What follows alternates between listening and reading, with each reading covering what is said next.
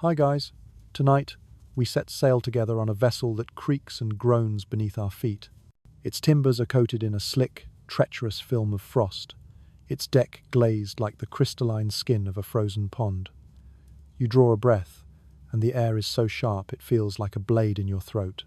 And yet, this is the very same air that Viking sailors once tasted, their own chests rising and falling with the same involuntary shivers. Imagine it now. Black waters spread out, endless and indifferent, in every direction.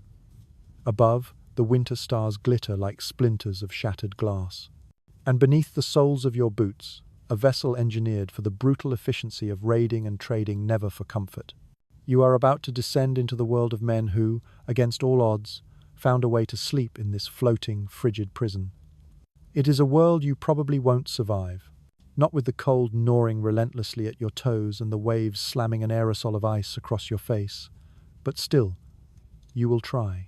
So, before you attempt to get comfortable, take a moment to like the video and subscribe, but only if you genuinely find value in what I do here. And please, tell me in the comments where you are in the world and what time it is as you begin to listen. Now, dim the lights and let the ship carry you into the immense dark. You trudge across the deck, ducking your head as the great mast looms, its rigging thrumming in the wind like the strings of a desolate harp. There is no private cabin awaiting you, no sheltered berth with a mattress, no crackling stove to radiate warmth into your bones. Instead, the hull curves low and claustrophobically close, and you see the sailors already curled like feral cats against the unforgiving planks. Their cloaks, woven from coarse, heavy wool, serve as both their bedding and their only shield against the icy drafts that sneak through every conceivable gap in the boards. The air is thick with the smells of tar, fish oil, and wet, decaying rope. You wrinkle your nose instinctively, though you know these men, weeks into their voyage, hardly notice it anymore. Historians unanimously agree that Viking ships were marvels of marine engineering, sleek, fast, with overlapping planks caulked tight enough to master both ocean swells and shallow rivers. But nowhere in their brilliant design was there a single concession to comfort. Sleep was a luxury to be stolen, not granted. You crouch low, your eyes adjusting to the gloom, studying the narrow spaces between oars where men wedged themselves like sardines in a tin, trying to will away the knowledge that the sea was soaking through the wood just inches below. A quirky tidbit of history surfaces in your mind. Some accounts suggest sailors would even use their own shields as makeshift roofing, propping them along the gunwales to block the relentless wind and spray. It sounds ingenious, until you imagine rolling over in the suffocating dark, banging your skull against a rim of cold iron, and waking with a bruised brow to match your frozen toes. You settle beside one man, his face half buried in his sleeve, his beard encrusted with a delicate lattice of frost. Each exhalation fogs upward, in a pale, spectral cloud, disappearing into the night like a tiny ghost. You find yourself wondering, did he ever truly rest? Or was this merely the body's final collapse into the depths of exhaustion? Historians still debate whether such voyages permitted any real, restorative sleep, or if these sailors existed in a perpetual state of half-slumber, one eye always twitching open at the groan of a beam or the distant shout of a lookout. Your fingers trail along the deck, its surface rough with salt crystals frozen into splinters as sharp as needles. The ship feels alive beneath you, rising and falling like the great chest of some slumbering beast. The rhythm should be soothing, but your body cannot forget the vicious bite of the wind. You tug your own cloak tighter, though it feels as thin as paper against the creeping, invasive cold. It is here you realize what resilience truly meant for these men. Not the sung glory of battle, but the quiet, grim endurance of trying to sleep when the world itself seemed hell, bent on waking you. Nearby, a pair of sailors shift closer, their shoulders pressed so tightly they appear as a single bundled form. Shared warmth was the currency of survival. One body's heat could mean the difference between waking with the dawn and never waking again. You hear a faint snore, rough and nasal, and then a dry cough. A stark reminder that life at sea was crowded, brutally intimate, and a far cry from the heroic sagas sung safely ashore. The ship creaks, a wave slaps against the hull. You close your eyes, letting the sound of water tapping against the wood lull you into a trance. For a moment, you feel yourself slip, just as those sailors once did, into the fragile, liminal edge of sleep where dreams were shorter than the winter nights, and every single heartbeat was borrowed time. You blink awake, though it is not you, but the sailors you shadow. You have entered their world, a place not made for privacy, certainly not for ease. The low wooden hull groans perpetually under its own immense weight, and you realize with a sudden chill just how little space exists between the deck where men worked and the shallow, damp belly of the vessel where they sometimes sought refuge. You step carefully, ducking your head, stooping beneath the crossbeams, and find yourself crouched in a space just wide enough for human bodies to curl side by side, a testament to a construction that is both ingenious and merciless. Vikings built these ships with clinker-planked hulls, overlapping boards riveted together, a revolutionary design that gave them unparalleled strength and flexibility against the swelling seas. You run your hand across a seam, feeling the sticky pitch that seals it, the texture coarse and rough beneath your fingertips. But as clever as this structure was, it was a design that left no room for the thought of creature comfort. To sleep here meant twisting your body into knots, pressing your bones against the cold oak ribs of the ship that felt far more like a coffin than a bed. The air grows heavy and damp, for water always finds a way inside. Your nose quickly picks up the potent cocktail of mildew, rancid fish oil, and the sharp scent of human sweat, trapped and concentrated in this low, enclosed space. A mainstream historical fact tells you that Vikings rarely built permanent sleeping quarters into their vessels. Even their larger, more formidable longships held no dedicated bunks. Instead, the men sprawled wherever the unforgiving curve of the hull permitted, sometimes stretching out on top of their personal sea chests, using them as both storage and brutally stiff mattresses. And yet, there is an odd, tantalizing detail whispered in a saga. Some claim that certain crews stretched spare canvas tarps between the ribs of the hull, fashioning crude hammocks of a sort. If true, this would have been a rare and coveted luxury, a sway within a sway, the body rocking with the ship and the canvas all at once. But modern historians still dispute whether such contraptions truly existed on Viking ships, or if they were merely later embellishments, tales borrowed from Mediterranean accounts. You smile at the thought, half innovation, half tall tale, because the desperation for sleep always seems to invite exaggeration. Here, though, nothing feels exaggerated. You crouch lower, your breath fogging in the frigid air as you watch a sailor worm his way into a corner, pressing his shoulder hard against the hull, his knees pulled tight to his chest. He adjusts his cloak, trying to ignore the rhythmic drip of condensation falling from the beams overhead. He mutters something under his breath, perhaps a curse at the sea, perhaps a prayer to a distant god. His neighbour stirs, rolling toward him, and now the edges of their two cloaks overlap, forming a crude but vital barrier against the drafts. As quirky as it sounds, some sailors were known to carve notches into the wood, fashioning little grooves for their hips or shoulders to settle into, like squirrels hollowing out a nest. You run your finger along one such groove, wondering how many nights of restless shifting it took to wear the pattern smooth, and how many different backs have fit into the same hollow. The ship shudders. Above, a rope creaks as though strummed by some invisible finger. The men do not stir. Their exhaustion is heavier, more profound than the waves. You sense it in your own bones, the way the body simply shuts down when there is no other choice. And yet, even here, an animal alertness lingers. One man's hand rests near the handle of his axe, his fingers curling around it even in the deepest half-sleep. Another shifts, as though his subconscious is listening to the groan of the timbers, ready to rouse at the first cry from the deck. You press your palm flat against the hull. The cold seeps in instantly, straight through your skin to the bone, and you understand that no place inside this vessel is truly safe from the sea's chilling touch. Still, the men make do. They continue to carve out their nests in corners, lie atop their storage boxes, and wrap themselves like mummies in their cloaks. They still close their eyes for minutes or for hours, finding what rest they can in defiance of the wind's whistle and the water's unending complaint. You shuffle forward, and the space narrows yet again. It feels less like a ship now, and more like a cave, one carved not by water, but by sheer human stubbornness. Yet in this cave, voices sometimes rose, soft and low a hum, a murmur, perhaps a fragment of a saga spoken just before sleep. And there, in the oppressive half-dark, with frost creeping down the beams and rats skittering along the planks, the Vikings slept poorly, restlessly, but just enough to keep going for another day.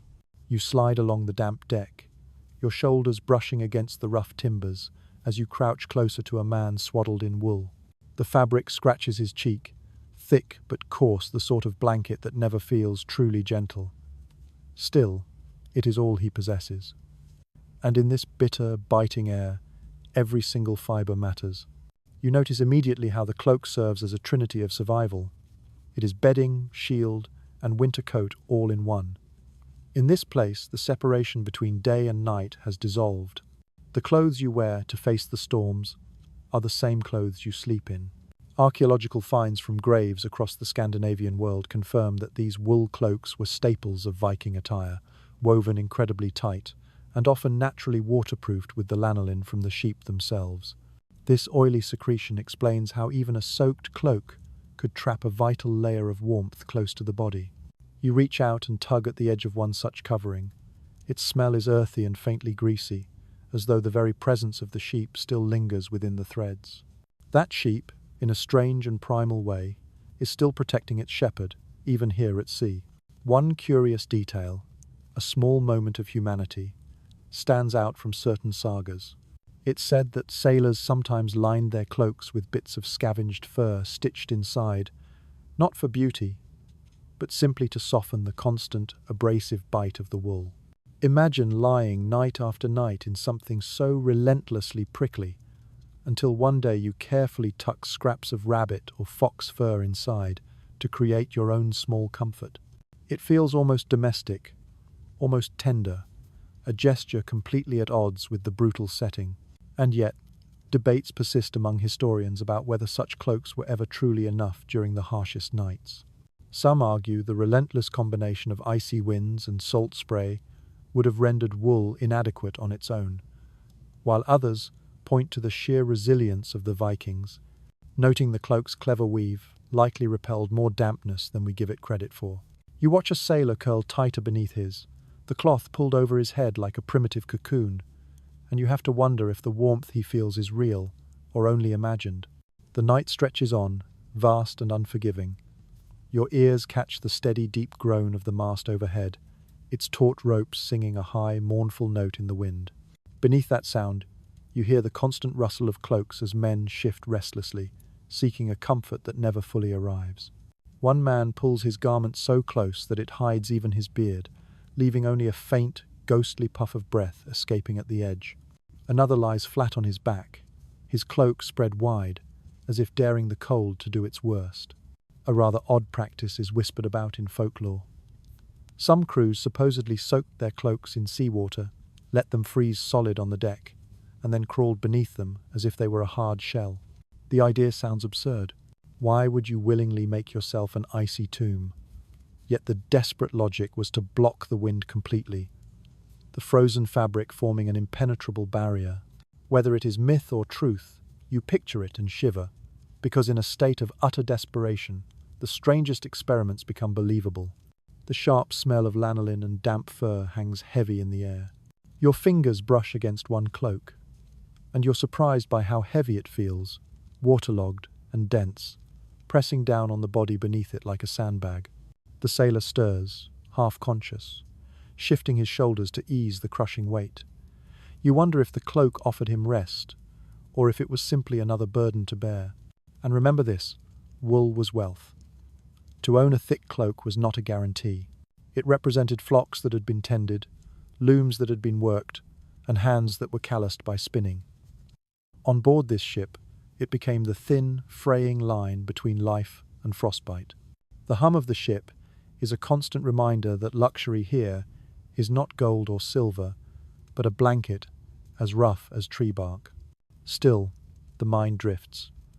Even as the sailors cocooned themselves, dreams rose unbidden. Perhaps they pictured sunlit fields where sheep still grazed, or the warm hearthside where their mothers once folded blankets just like this one around them.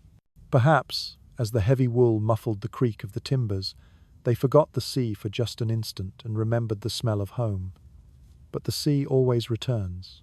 A wave slaps the hull, spraying a fine mist that seeps instantly into the fabric. You feel it 2 needles of cold stabbing through the wool, shocking the skin awake.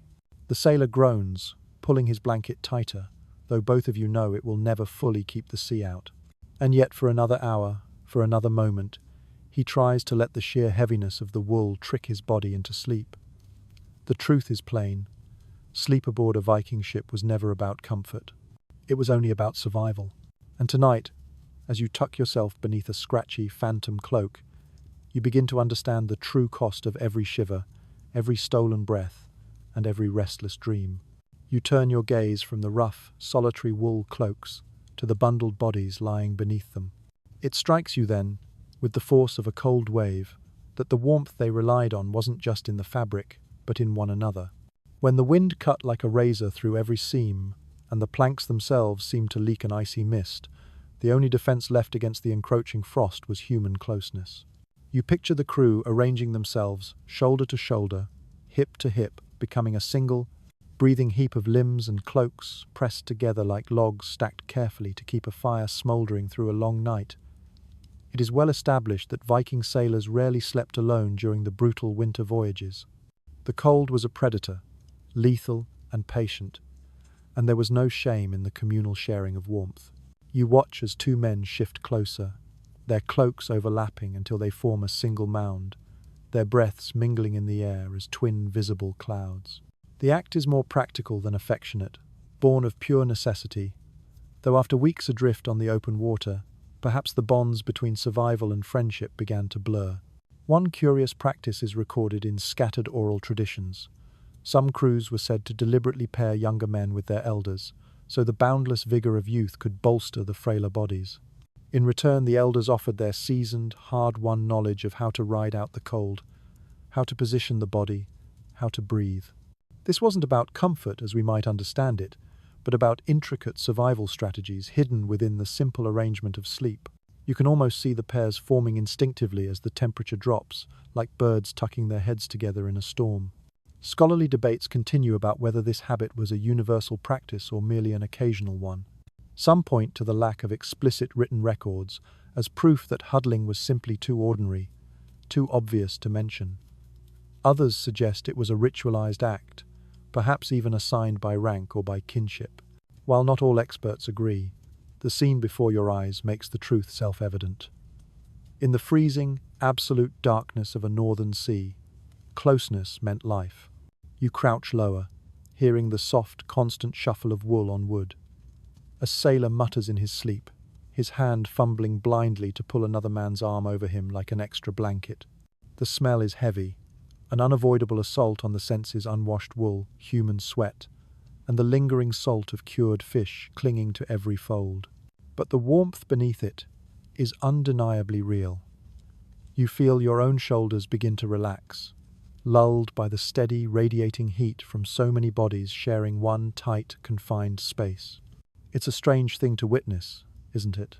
This image of hardened warriors, men famed for their ferocity in raids and battles, reduced at night to a vulnerable heap of shivering bodies, clinging to each other for survival. Yet this is often how history humbles us. They were heroes by day, but utterly vulnerable sleepers by night. And in that shared vulnerability, they became infinitely more human. You can picture the clumsy nudges in the dark, the sharp elbows jabbed into ribs, the muffled curses when someone rolled too far, or pulled the shared cloak unevenly. These were small irritations, yes, but they were irritations far preferable to freezing to death alone. Pride, as the lesson was swiftly learned, freezes much faster than skin. And so, night after night, the human bundle returned. Cloaks were spread, bodies overlapped, and the sea was endured together. Outside, the wind howls like a wolf circling its prey. Inside, the crew sleeps, knotted together in a quiet act of defiance. And you, nestled invisibly among them, feel for the first time the profound comfort of their closeness. Rough, awkward, but utterly necessary. The night stretches on, and your gaze drifts slowly upward, toward the great canvas billowing above. The sail looms in the dark like a massive, breathing creature, swelling and sighing with every powerful gust. You lie back for a moment, the hard planks of the deck pressing into your shoulders, and you realize how often these desperate sailors must have tried to rest beneath its shifting wings. At first, the idea seems dangerous. Who would dare to sleep under something so immense, a thing that could drop its heavy ropes or snap violently in a storm? Yet, when options were few and shelter was non-existent, even the deep shadow cast by the sail offered some small relief. We know from modern ship reconstructions that Viking sails were immense structures, often woven from thick wool and treated with animal fat or tar to resist the wind and water. They were incredibly heavy, sometimes weighing more than a dozen men could carry when dry, and far more when soaked with seawater. For the sailors below, that great mass overhead wasn't just a means of propulsion, it was a form of shelter. By sprawling beneath the angled canvas, they could shield themselves from the cutting sleet and spray a fragile, temporary roof in an otherwise roofless world. An intriguing claim in folklore even tells of sailors stretching spare canvas or animal hide between the mast and the gunwales to form a kind of makeshift tent. Imagine crawling under that damp, taut canopy, listening to the wind hammer against the fabric above, while cold, tar-scented drops of water pattered down around you. It was hardly cozy, but compared to lying exposed on the open boards, it must have felt like crawling beneath heaven's own cloak. Researchers remain uncertain whether such sheltering was common practice or a rare improvisation. Some argue the ever-present danger of ropes snapping or the sail collapsing would have discouraged men from lingering beneath. Others counter that sheer exhaustion makes men gamble with risks. After all, when your eyes are closing of their own accord, safety becomes a distant, abstract thought. You roll to one side and watch a pair of sailors claim a patch of deck directly under the mainsail. They press their backs to the solid mast, letting it serve as a wall, while the enormous canvas above blocks some of the cold mist blowing in. The mast creaks above them, the wood groaning as though it too longs for rest. A curious observation comes to you. The sound of the sail flapping may have lulled these men, much like the sound of curtains in a cottage fluttering at night. To modern ears, the sound is harsh, a whip crack and a thunderclap rolled into one, but for them, it became background noise, a steady, rhythmic pulse against which sleep might finally come. You notice your own eyelids flutter as the rhythm repeats. Wave after wave, gust after gust, like a lullaby only the sea itself can sing. Of course, the risks never vanished. A sudden gust could snap a rope, sending a heavy line slashing down dangerously close. But the lure of partial shelter consistently outweighed the fear. One almost comical image lingers in your imagination. Sailors jerking awake to find fat, greasy drops of tar dripping onto their foreheads from the treated cloth above. You smirk at the absurdity, though for them it was no joke. Still, they endured, because even a messy roof was better than no roof at all. As you lie there, your senses fill with the scene. The smell of tar is thick, mingling with salt and sweat. The canvas rustles like a drum skin played by invisible hands. You feel the deck tilt and sway, yet the angled canvas shields your face from the worst of the spray, and for a moment you understand the profound relief these sailors sought. Think of it. Men who raided across seas, who braved storms and battles, reduced at night to hiding like children beneath a giant blanket. And in that hiding, they found precious moments of stillness, of respite. Their sleep was never full, never dreamless, but it was just enough to trick the body into carrying on. Your eyes drift shut again, but your ears stay tuned to the creak, the flap, the endless groan of the timbers.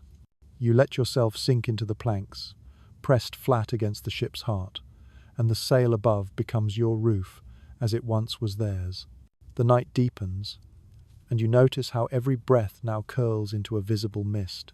The air has become so profoundly cold that the simple act of exhaling summons a fleeting phantom before your face rising, fading, and vanishing into the oppressive dark. You glance around and see the same pale clouds puffing from the sleeping sailors as they doze. The deck seems haunted by these ephemeral shapes, a silent, spectral congregation of vapor spirits that live only for the length of a single heartbeat. Archaeological evidence serves as a stark reminder that Viking voyages reached as far as the desolate shores of Greenland and the icy coasts of North America. The winters they faced were no mild inconvenience, but a constant, life-threatening assault. The biting air froze the water in a man's beard, turned his hair as stiff as straw, and left every single plank slick with a treacherous layer of frost. You crouch and touch the deck. For a moment, your fingertips stick to the wood, so sharp and absolute is the cold. This is a world where breath itself feels like tangible proof of survival. One curious detail emerges from the sagas and later retellings. It's said that sailors would sometimes jest that their souls left their bodies with every exhale, wandering out into the vast, dark night before slipping back in. Perhaps it was only gallows humor, a grim joke whispered between chattering teeth. Or perhaps it was their way of explaining the shimmering fog that clung to sleeping men like a second skin, a tangible reminder of how closely life and myth touched upon these ships. Modern scholars continue to puzzle over just how these sailors endured such conditions without the aid of fire. A hearth would have warmed a great hall on land, but here, a single errant spark could doom the entire vessel. Some argue they relied entirely on shared body heat and thick wool, while others believe small, carefully tended braziers may have been used in the most desperate moments. No consensus exists, and so the image of their frozen breath remains a stark, unanswered mystery.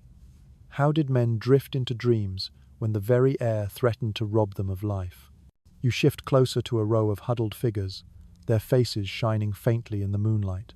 Their eyes are closed, yet their lips move as if muttering even in sleep. Frost gathers at the corners of their beards, forming tiny icicles that you imagine would rattle when they stir. You can almost feel the discomfort of waking with your mustache, frozen solid, tugging painfully when you try to open your mouth. The image is almost funny, until you remember these were nights repeated endlessly, not once, not twice, but for weeks on end at sea.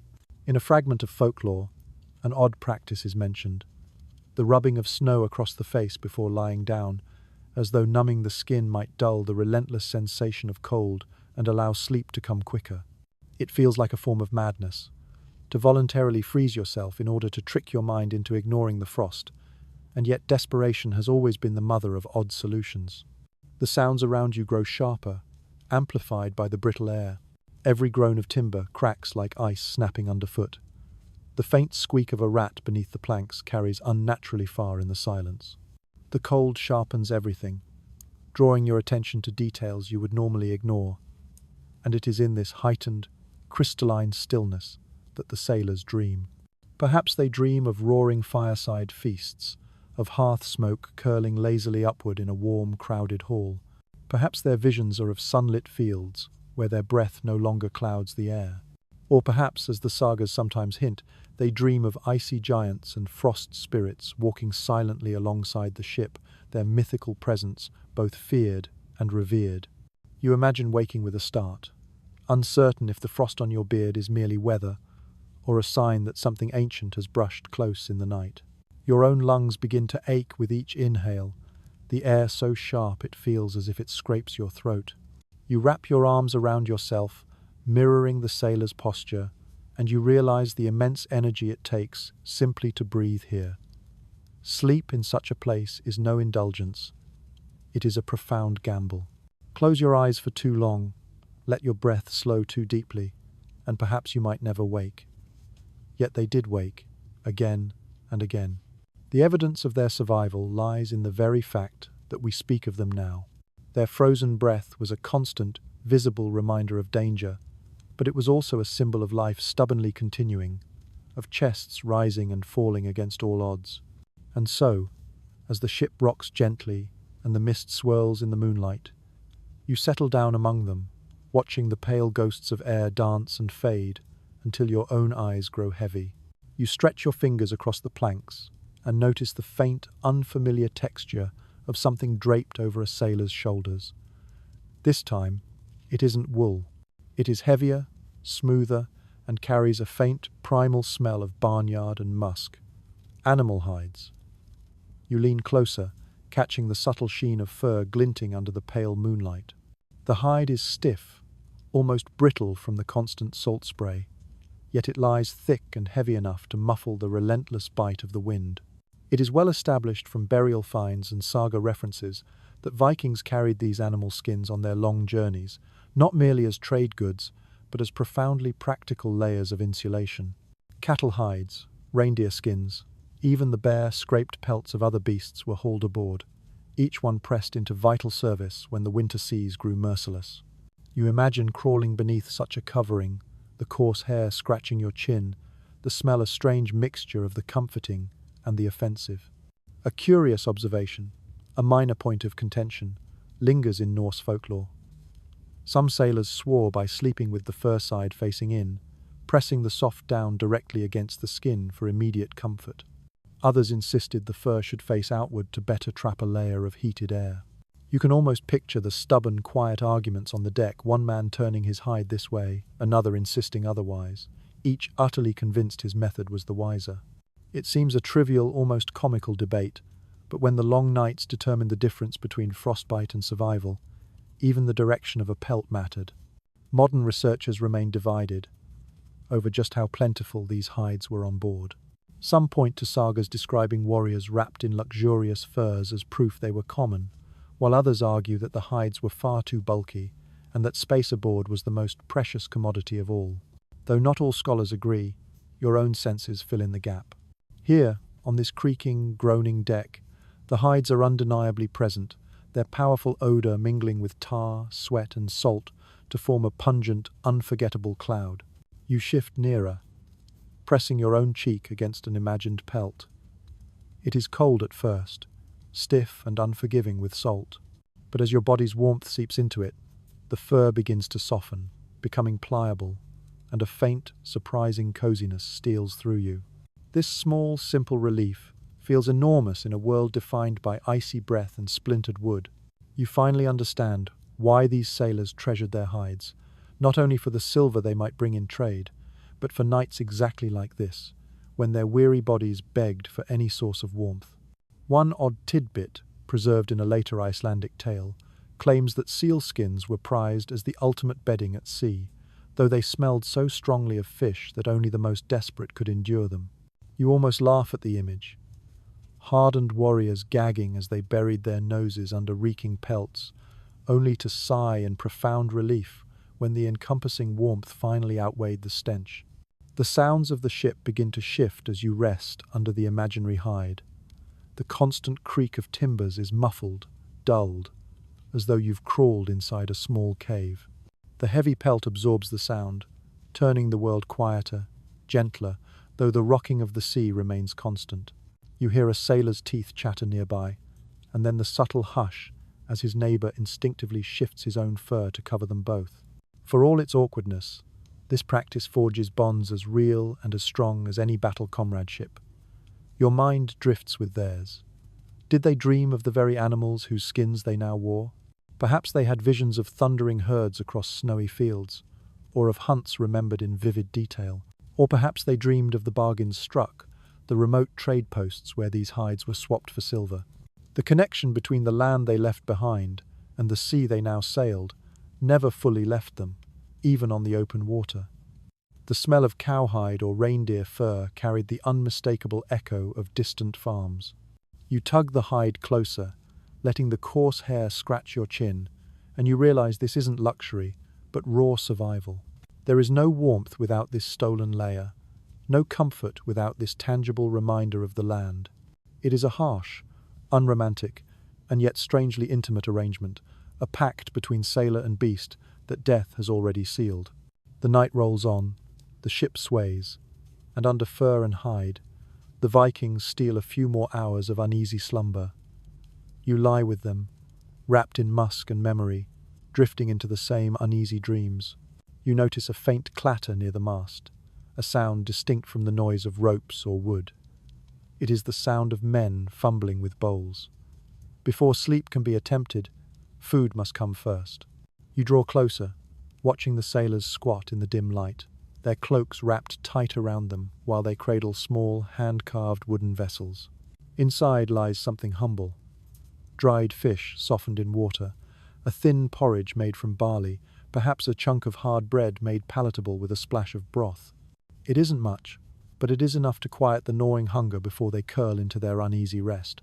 Archaeological finds have confirmed that dried fish, salted meat, and hard bread were the staples of these long voyages, foods designed to last, impervious to mold and spoilage, even if they eventually became harder than stone.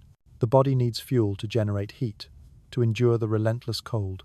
A curious detail emerges from the sagas. Some crews believed it was bad luck to sleep on an empty stomach at sea, as it left the spirit restless and vulnerable to nightmares. So even when rations ran perilously thin, sailors forced themselves to nibble something, no matter how small. You can imagine men passing a single dried herring between them, each taking a solemn bite before settling down, half ritual, half superstition. Crouching beside a sailor, you watch him slurp quietly, his lips red from the salt, his hands trembling with fatigue. He finishes and wipes the bowl clean with his cloak sleeve, then tucks the vessel under his chest as if protecting a treasure. Another man mutters a quiet prayer to the gods, thanking them for the meager meal. You sense how this simple ritual of eating connected them not only to survival, but to their faith, binding body and spirit together for the night ahead. The sounds of eating fade, replaced by sighs of satisfaction and the shuffle of cloaks as the men settle in. You feel the change in the air yourself. The ship seems quieter, calmer, as if the meal has lulled both the crew and the vessel into a moment of peace. The salt still lingers in your mouth, sharp and metallic, but your stomach feels fuller, warmer. Their bellies, however meagerly filled, are now anchors against the cold. Dreams come easier after food. Men who had fought, rode, and endured storms now find themselves depending on a scrap of bread to carry them through the night.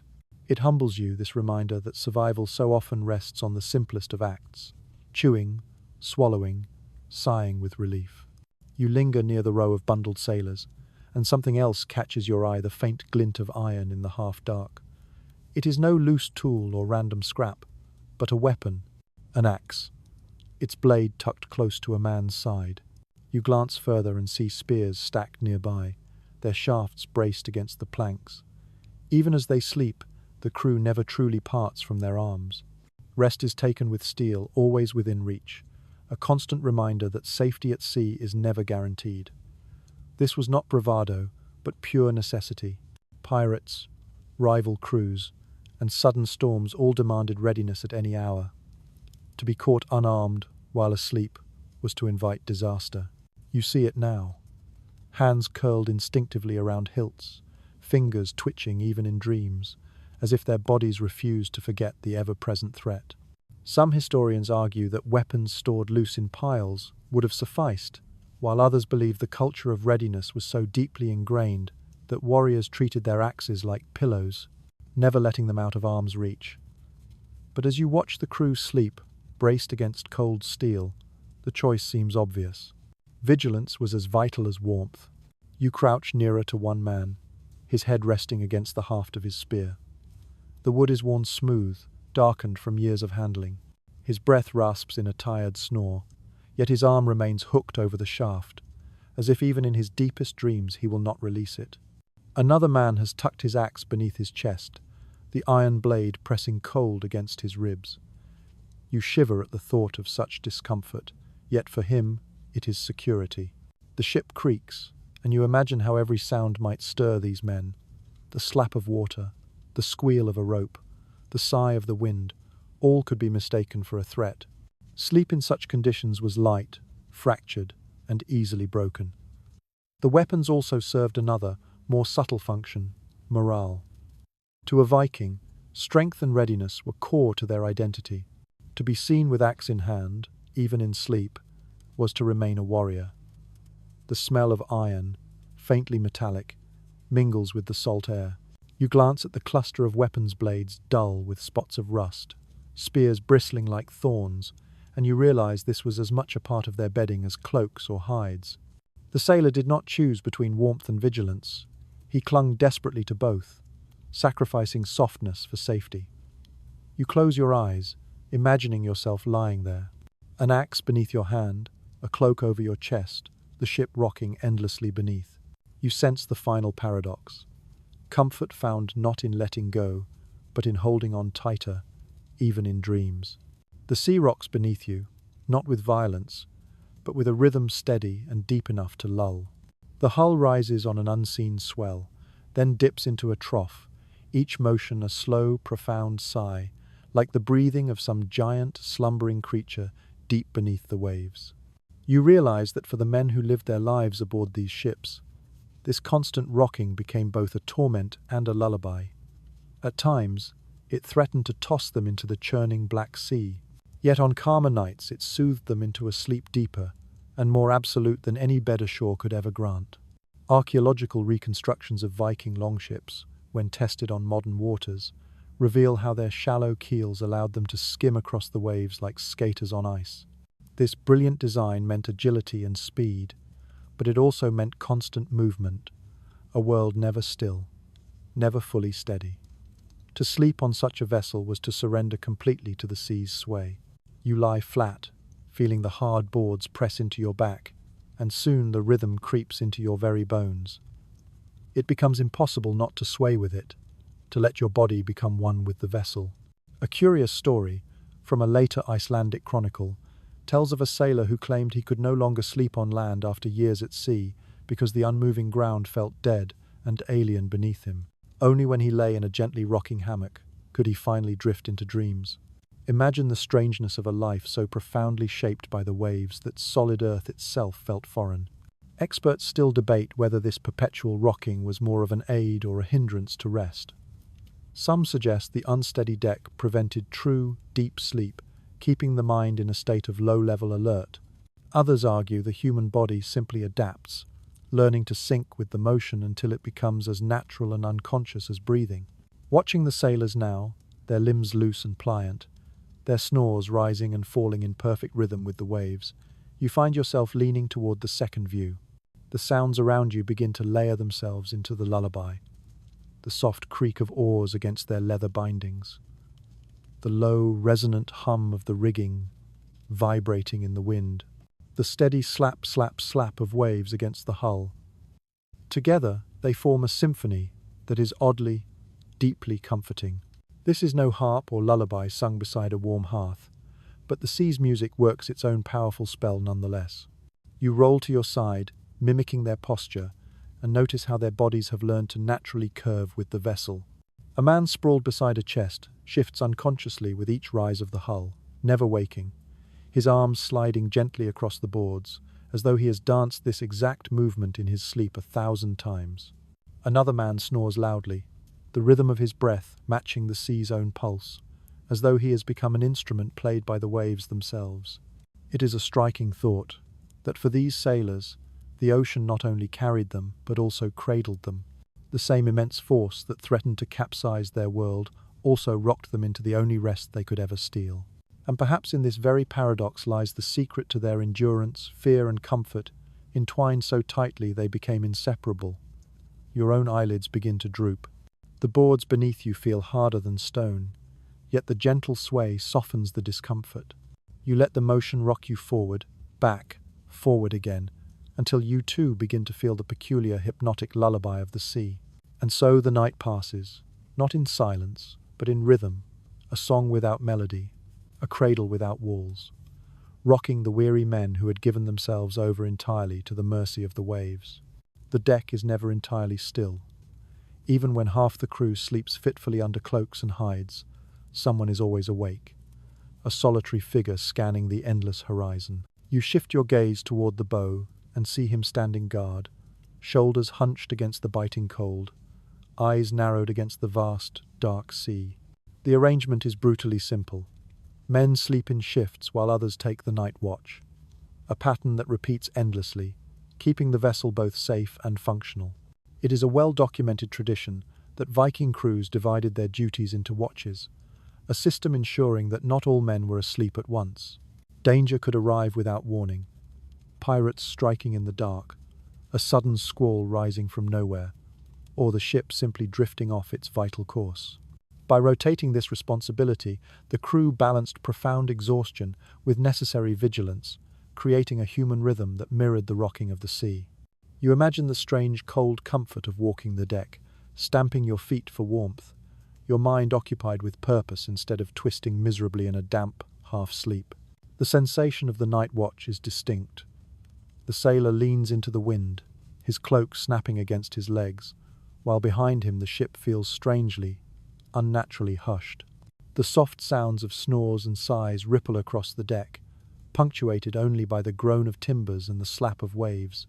The guard's ears must strain for anything unusual. The distant crack of oars, the cry of a seabird warning of unseen land, the subtle whisper of the wind shifting direction. For these few hours he holds the safety of all his sleeping comrades in his gaze. You crouch lower among the sleepers. Their trust in him is implicit, absolute. They have handed their lives over to the man who is awake. They rely entirely on the one or two men standing upright at the prow. This rhythm of shifts means that rest comes only in pieces 4 hours here, perhaps less if a storm interferes, then wakefulness and labor once more. This is not the long, restorative sleep of land, where a body can truly reset, but broken fragments of rest stitched together over endless, grueling nights. You wonder how their minds coped, how their dreams were splintered into shards, how sheer exhaustion must have blurred the line between waking and sleeping, until the two states seemed almost the same. You step closer to the watchman, his eyes glinting in the starlight, his breath curling white in the air.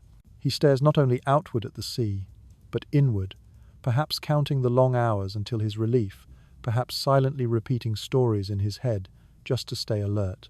He shifts his weight, stamping his frozen feet, muttering curses at the cold.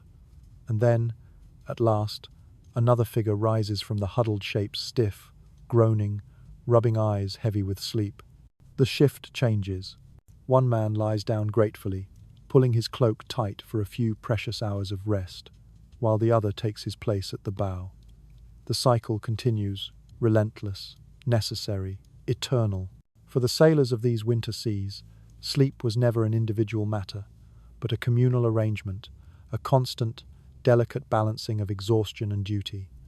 To rest was to trust, to wake was to guard. And so night after night, they shared not only their warmth and their cloaks, but also their vigilance, weaving a fragile net of safety into their slumber. The hush of the night watch fades, dissolving into the low, collective rumble of sleep. And as the last vigilant mind surrenders, you begin to sense what fills the consciousness of these sailors when they finally yield to exhaustion. Dreams. Not the polished, eloquent visions of poets, but the raw, desperate imaginings of men trapped between the crushing realities of frost and sea. As you lean close, you can almost step directly into their slumber, watching as their eyelids flicker over unseen landscapes, their lips twitching with silent murmurs. The images that rise are vivid, painted by the primal forces of hunger, profound longing, and the relentless, rocking rhythm of the waves. It is well known from saga poetry that these seafarers often spoke of a deep yearning for the hearth, for the smell of wood smoke, the steady glow of embers, the sound of laughter echoing in a great longhouse. You watch one sailor, his hand curled in sleep as though grasping something unseen. Perhaps in his mind he holds a heavy cup of warm ale, or reaches a hand toward a fire blazing in a familiar stone hearth. His breath softens, and for a moment, the frost gathering in his beard sparkles in the dim light like embers catching a draught. A curious belief held among later storytellers was that dreams carried omens, especially those dreamt at sea. To see fire, it was said, foretold a safe return home, while to dream of ice-breaking meant that danger lay ahead. You can almost hear the whispered retellings in the grey light of morning, the sailors exchanging fragments of their visions like precious tokens, seeking meaning in every flicker of the night mind. Scholars remain divided on whether these dream omens were taken with grim seriousness by entire crews, or were merely entertained as idle talk to pass the time. Some argue they genuinely shaped decisions, turning ships back from ill-fated journeys, or urging them forward with renewed hope. Others believe they were nothing more than the weary chatter of exhausted men. No clear record survives, and so the line between superstition and survival remains forever blurred. Yet as you watch the twitch of hands and hear the murmurs of names half spoken in sleep, you can feel the profound weight that these dreams held in their hearts. The very air around you seems to shape their visions.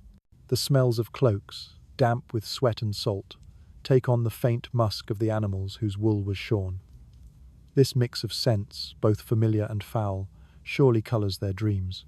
Imagine sleeping wrapped in the pervasive odour of lanolin, tar, cured fish, and unwashed bodies.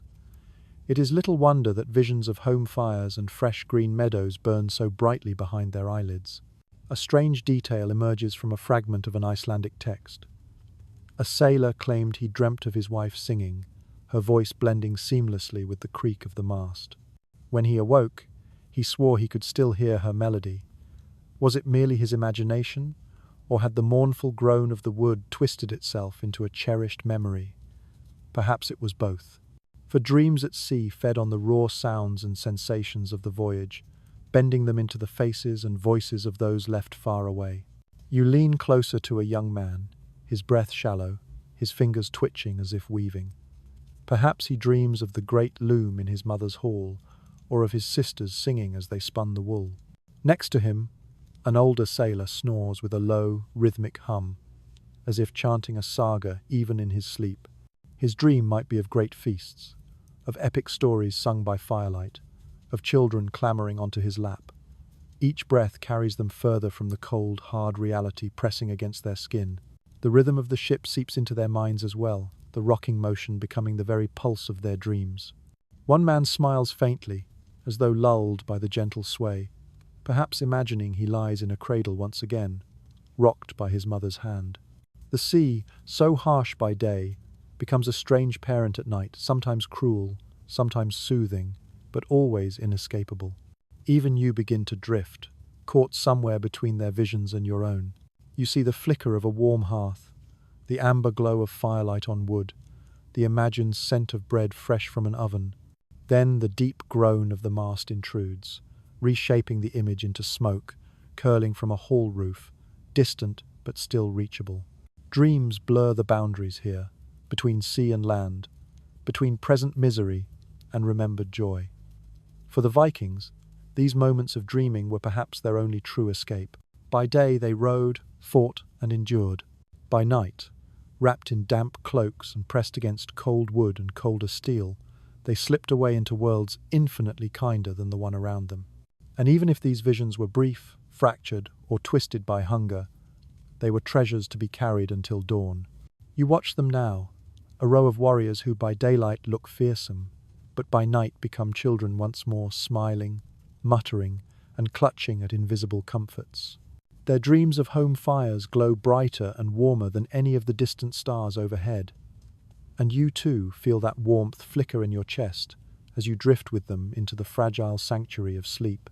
You shift your gaze to the middle of the ship, where the shadows gather thickest. The sailors there curl against the hull, cloaks pulled tight, faces half hidden. You expect to see the warm glow of firelight softening the gloom, but there is none. The deck is utterly dark, save for the pale wash of the moon and the faint cold glitter of the stars. And suddenly you remember, on these ships, there could be no fire.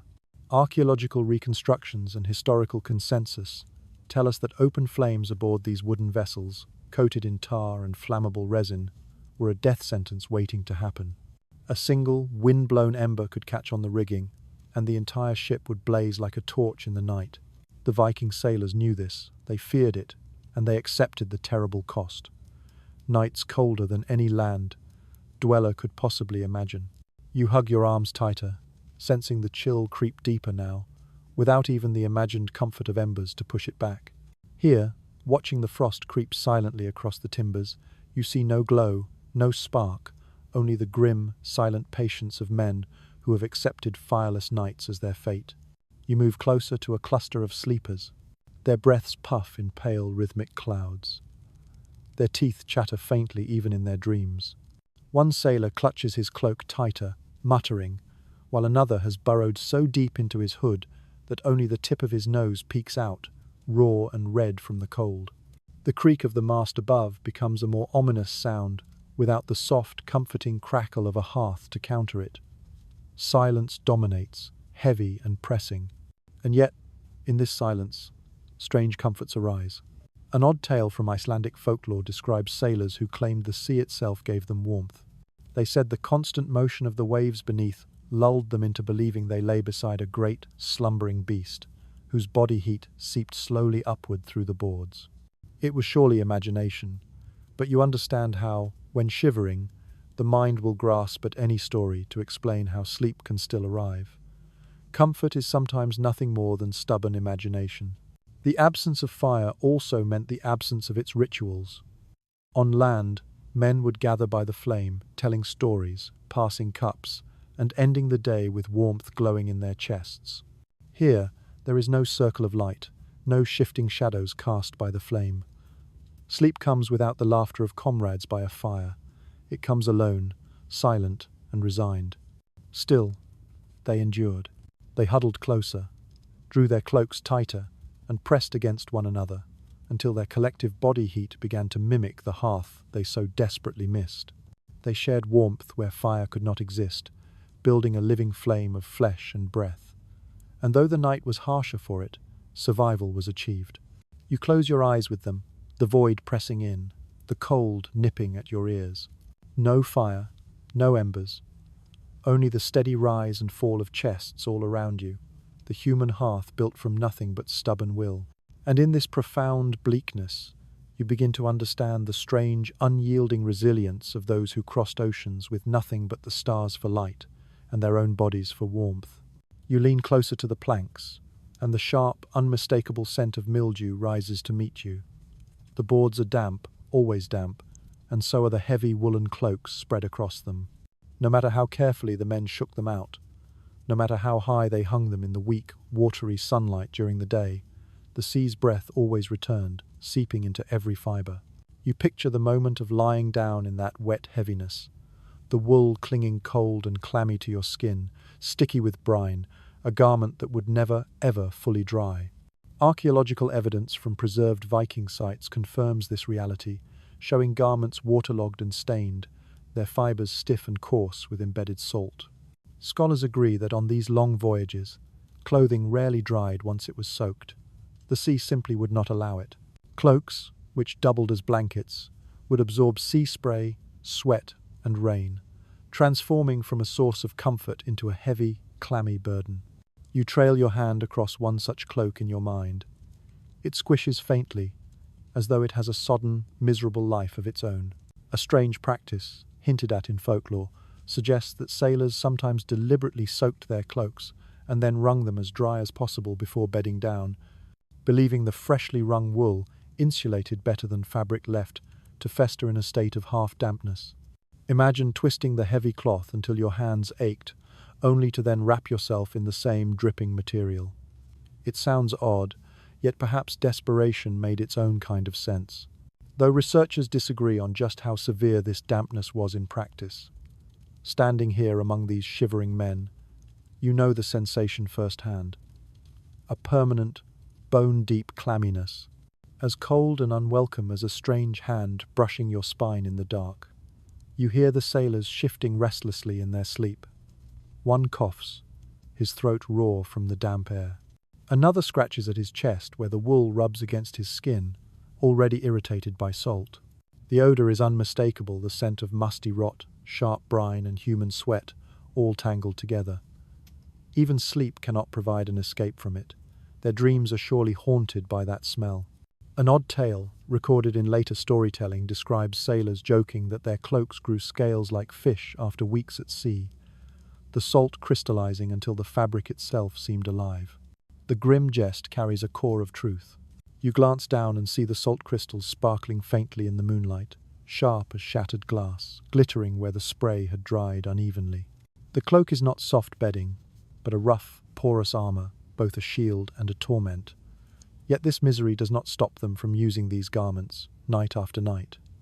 What choice do they have? One sailor pulls his damp cloak tighter, ignoring the smell with practiced indifference. Another rolls onto his side, pressing his face into the fabric that reeks of the sea, as though by pressing closer he can finally make peace with it. Their bodies adjust, their tolerance grows. What once would have felt unbearable has now become routine. You imagine their profound relief upon finally reaching shore, stripping off those heavy, foul cloaks, spreading them before a real, crackling fire until smoke rose in thick plumes from the steaming wool. For now, They have no such luxury. They lie cocooned in dampness, letting exhaustion drown out their discomfort. You pull the imagined cloak over your shoulders, feel its wet weight sink down, and surrender to the same uneasy rest. The night stretches on, seemingly endless, and you realize how differently time feels on the open sea. On land, winter nights eventually give way to dawn, and people wake refreshed from long, warm slumbers. But out here, sleep comes only in snatched, broken fragments interrupted by watch duty, by lurching waves, and by the gnawing cold. For the sailors trapped on these voyages, weeks blur into one another, until each night feels the same. A relentless cycle of exhaustion and survival. Viking expeditions could last for months, sometimes half a year. To sail from Scandinavia to Greenland meant enduring not one or two difficult nights, but whole seasons of damp planks and shivering bodies. You imagine lying down for the 20th time in the same damp cloak, on the same narrow board, your back aching in the very same place. The monotony itself becomes a form of torture. Modern historians still debate how these sailors managed their mental endurance. Some argue that storytelling and song were essential to preserving sanity, while others believe the sheer, brutal rhythm of their labor, row, eat, sleep, row, again, numbed their minds into a state of acceptance.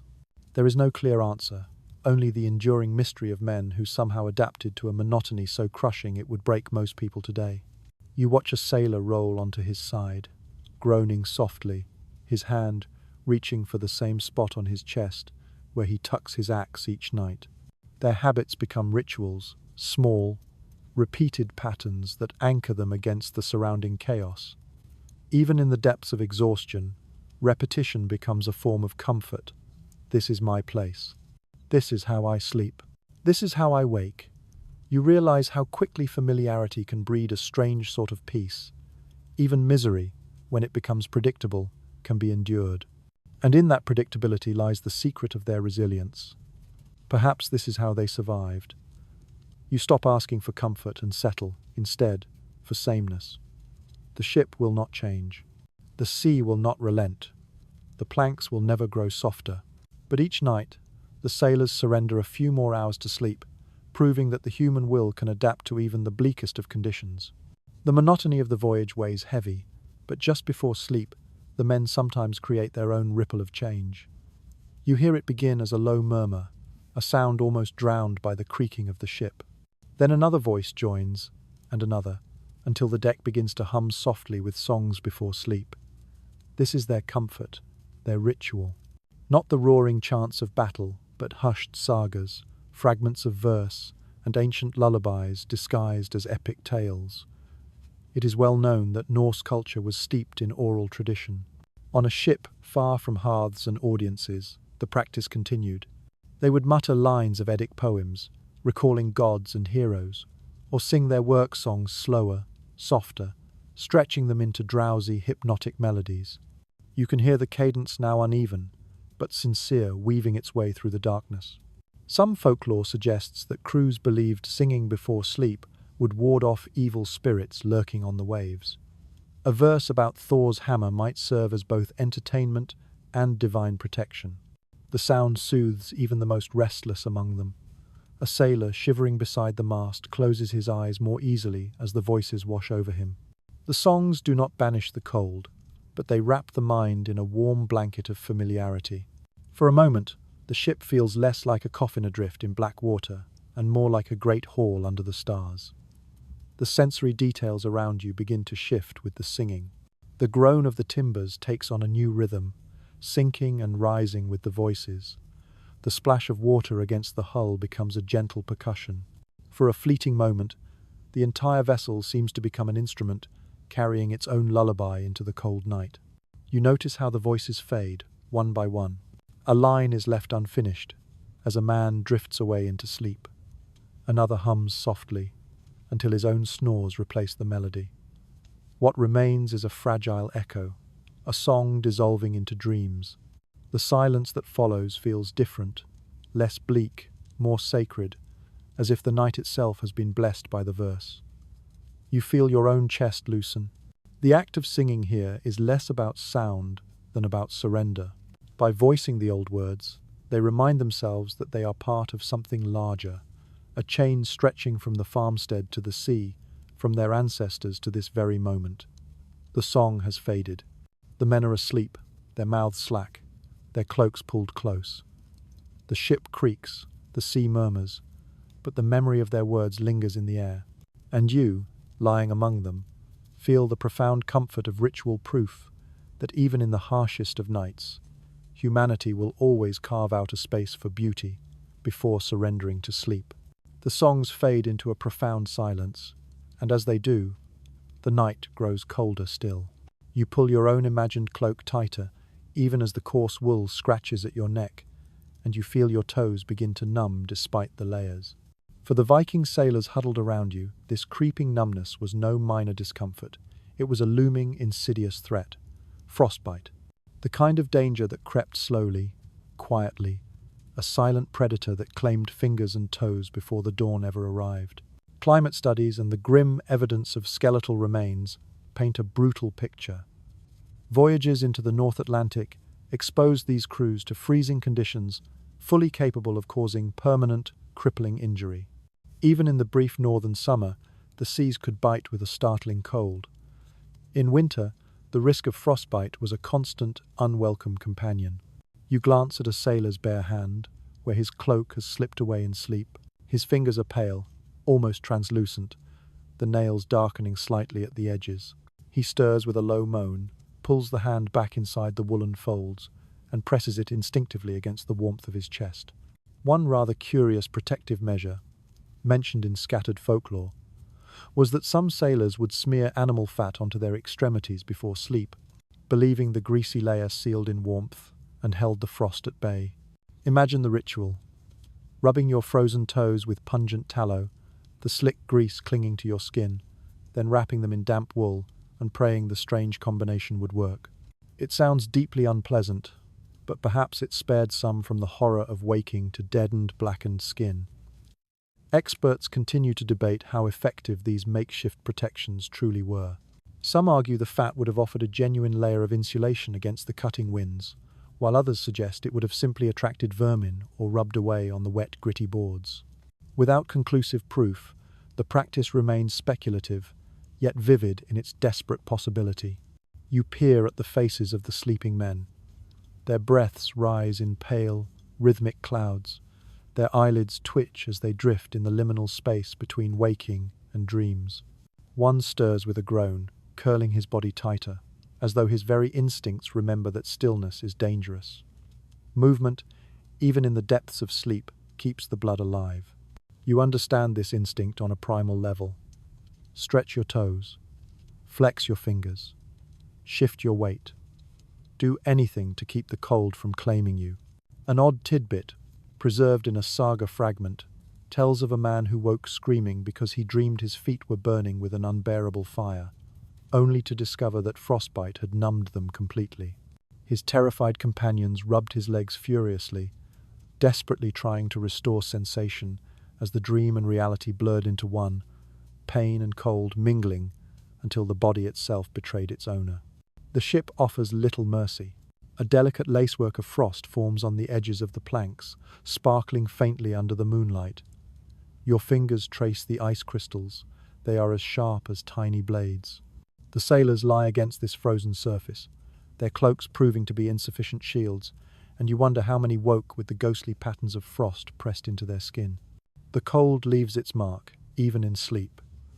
Yet despite the ever-present threat, they endure. You watch as one sailor shifts closer to another, their cloaks overlapping, their feet pressed together. Shared warmth becomes a conscious strategy once more, not just for a fleeting sense of comfort, but for raw survival. The ambient heat from one man's legs could mean the difference between another man's numb toes and his lost ones. You close your eyes and imagine yourself among them. Your fingers tingle painfully. Your breath burns in your lungs. Your body instinctively fights the creeping numbness. You know that if you surrender fully, if you let yourself drift too far into the depths of sleep, you may not wake whole. And yet, exhaustion is a stronger force. You feel your muscles begin to loosen despite the danger, lulled by the sea's ancient rhythm. This is the cruel, inescapable paradox of frostbite at sea. To rest is to risk freezing, but to stay awake is to exhaust the body to the point of collapse. And so the sailors gambled each and every night, lying in the narrow space between warmth and death, trusting in their wool, in their hides, in one another, and perhaps in the gods themselves to carry them through. The night grows heavier, and you notice something peculiar among the sleeping men. Not all of them drift off, protected only by cloaks and hides. A few clutch small, worn objects in their hands or wear crude trinkets tied with leather cords around their necks. Tiny charms, amulets of bone, fragments carved with runes. You realize these are not mere decorations. They are talismans. They are companions in the dark, spiritual anchors meant to keep a deeper fear at bay while sleep hovers near. Archaeological finds in Viking graves have often unearthed these small pendants. Thor's hammer cast in bronze, animal teeth strung on leather, polished stones marked with runic scratches. On land, these objects spoke of faith and identity. But aboard a ship, adrift on a merciless sea, they became shields of another kind. The ocean was vast, unknown, and many believed haunted. To close your eyes without some protective charm at your side must have felt like walking unarmed into a battle. You lean closer and see a sailor's fingers curled tight around a piece of smoothed bone, its surface faintly etched with symbols. He seems to sleep more soundly than the others, as if the object itself anchors him to the living world. A curious belief recorded in later folklore is that sailors thought these charms could keep nightmares from crawling aboard with the frost. A Thor's hammer might shatter bad dreams before they could take root. A fox bone might grant the sleeper the cunning to escape whatever spirits lurked in the mist. You can imagine the profound comfort of gripping such a token, its hard edge pressing into your palm, a tangible reminder that even in the vulnerability of sleep, the gods, or perhaps luck itself, stand guard. You feel the presence of something beyond the ship, a power born of the profound human need to make meaning in a world of overwhelming uncertainty. The atmosphere of the deck shifts as you focus on these small, potent tokens. It was not only the cold and the rocking that shaped the sailors' sleep, but the intangible weight of their belief. Each charm whispers a reassurance. You are not alone. You are guarded. Your nightmares cannot win. In such conviction, men could let go of their fear just long enough to close their eyes. You imagine lying with them, clutching a pendant of your own, perhaps a smooth stone taken from the shore, an object still holding the memory of land. You roll it between your fingers as you drift, and the sea feels somehow less hostile. Symbols are powerful not because of what they are, but because of what we believe them to be. Around you, the men settle deeper into their rest. Their charms lie against skin, bone, and wood. The ship creaks, the sea sighs, but their breathing steadies. Faith, whether in gods, in trinkets, or in simple superstition, has built for them a fragile fortress against the night. And inside that fortress, uneasy dreams can finally come. The deck feels quieter now, though the deep, resonant creak of the timbers never truly fades. You shift slightly, and your ears pick up something else. A faint, brittle scratching from beneath the planks. At first, you think it might just be the groan of the hull settling in the water, but then the sound repeats. A quick, nervous patter, the unmistakable scrape of tiny claws on wood. Rats. You peer toward the deepest shadows, and sure enough, small dark shapes dart along the edges of the deck, vanishing through unseen cracks, bold enough to share this floating prison with men. Archaeological digs of ancient harbours and preserved ship burials have uncovered rodent remains, confirming what common sense already suggests. Where grain, fish, and hides were stored, vermin inevitably followed. Viking ships were no exception. You can almost see the barrels of dried fish stacked in the shallow hold, the sacks of barley lashed tight their scent, a potent, irresistible invitation to creatures who needed none. These sailors endured more than the biting cold and the endless sea. They endured the constant, unwelcome company of stowaways with teeth. One rather odd detail, preserved in a Norse anecdote, tells of men claiming that the rats were omens of fortune. If they scurried toward the prow, good weather lay ahead. If they retreated aft, a storm would surely follow. Superstition gave a strange meaning to the relentless annoyance, turning pests into unwilling, furry messengers.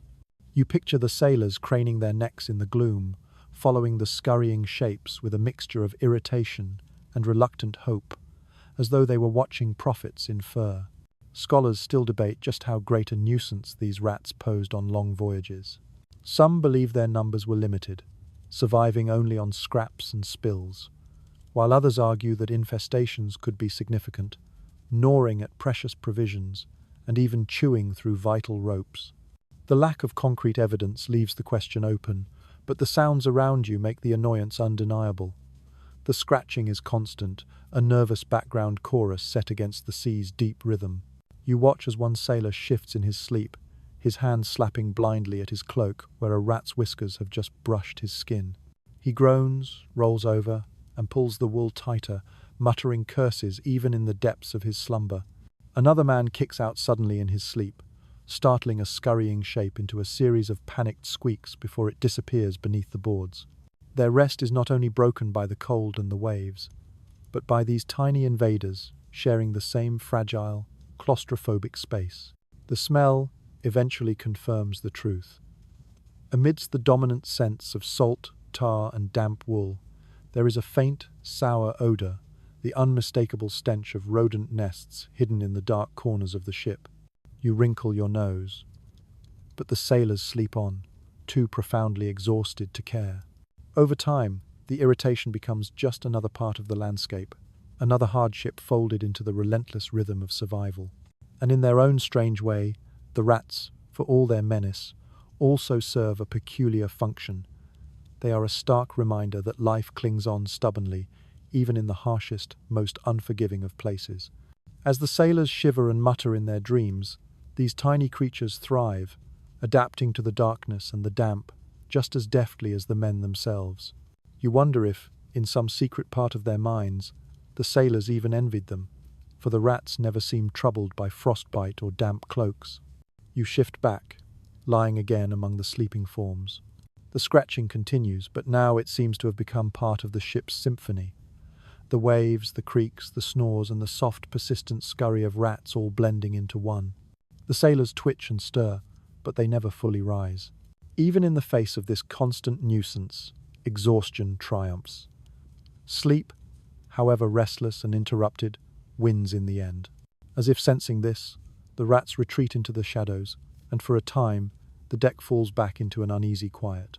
Overhead, the veil of clouds begins to thin, and a pale, luminous wash of silver spills across the water. Moonlight.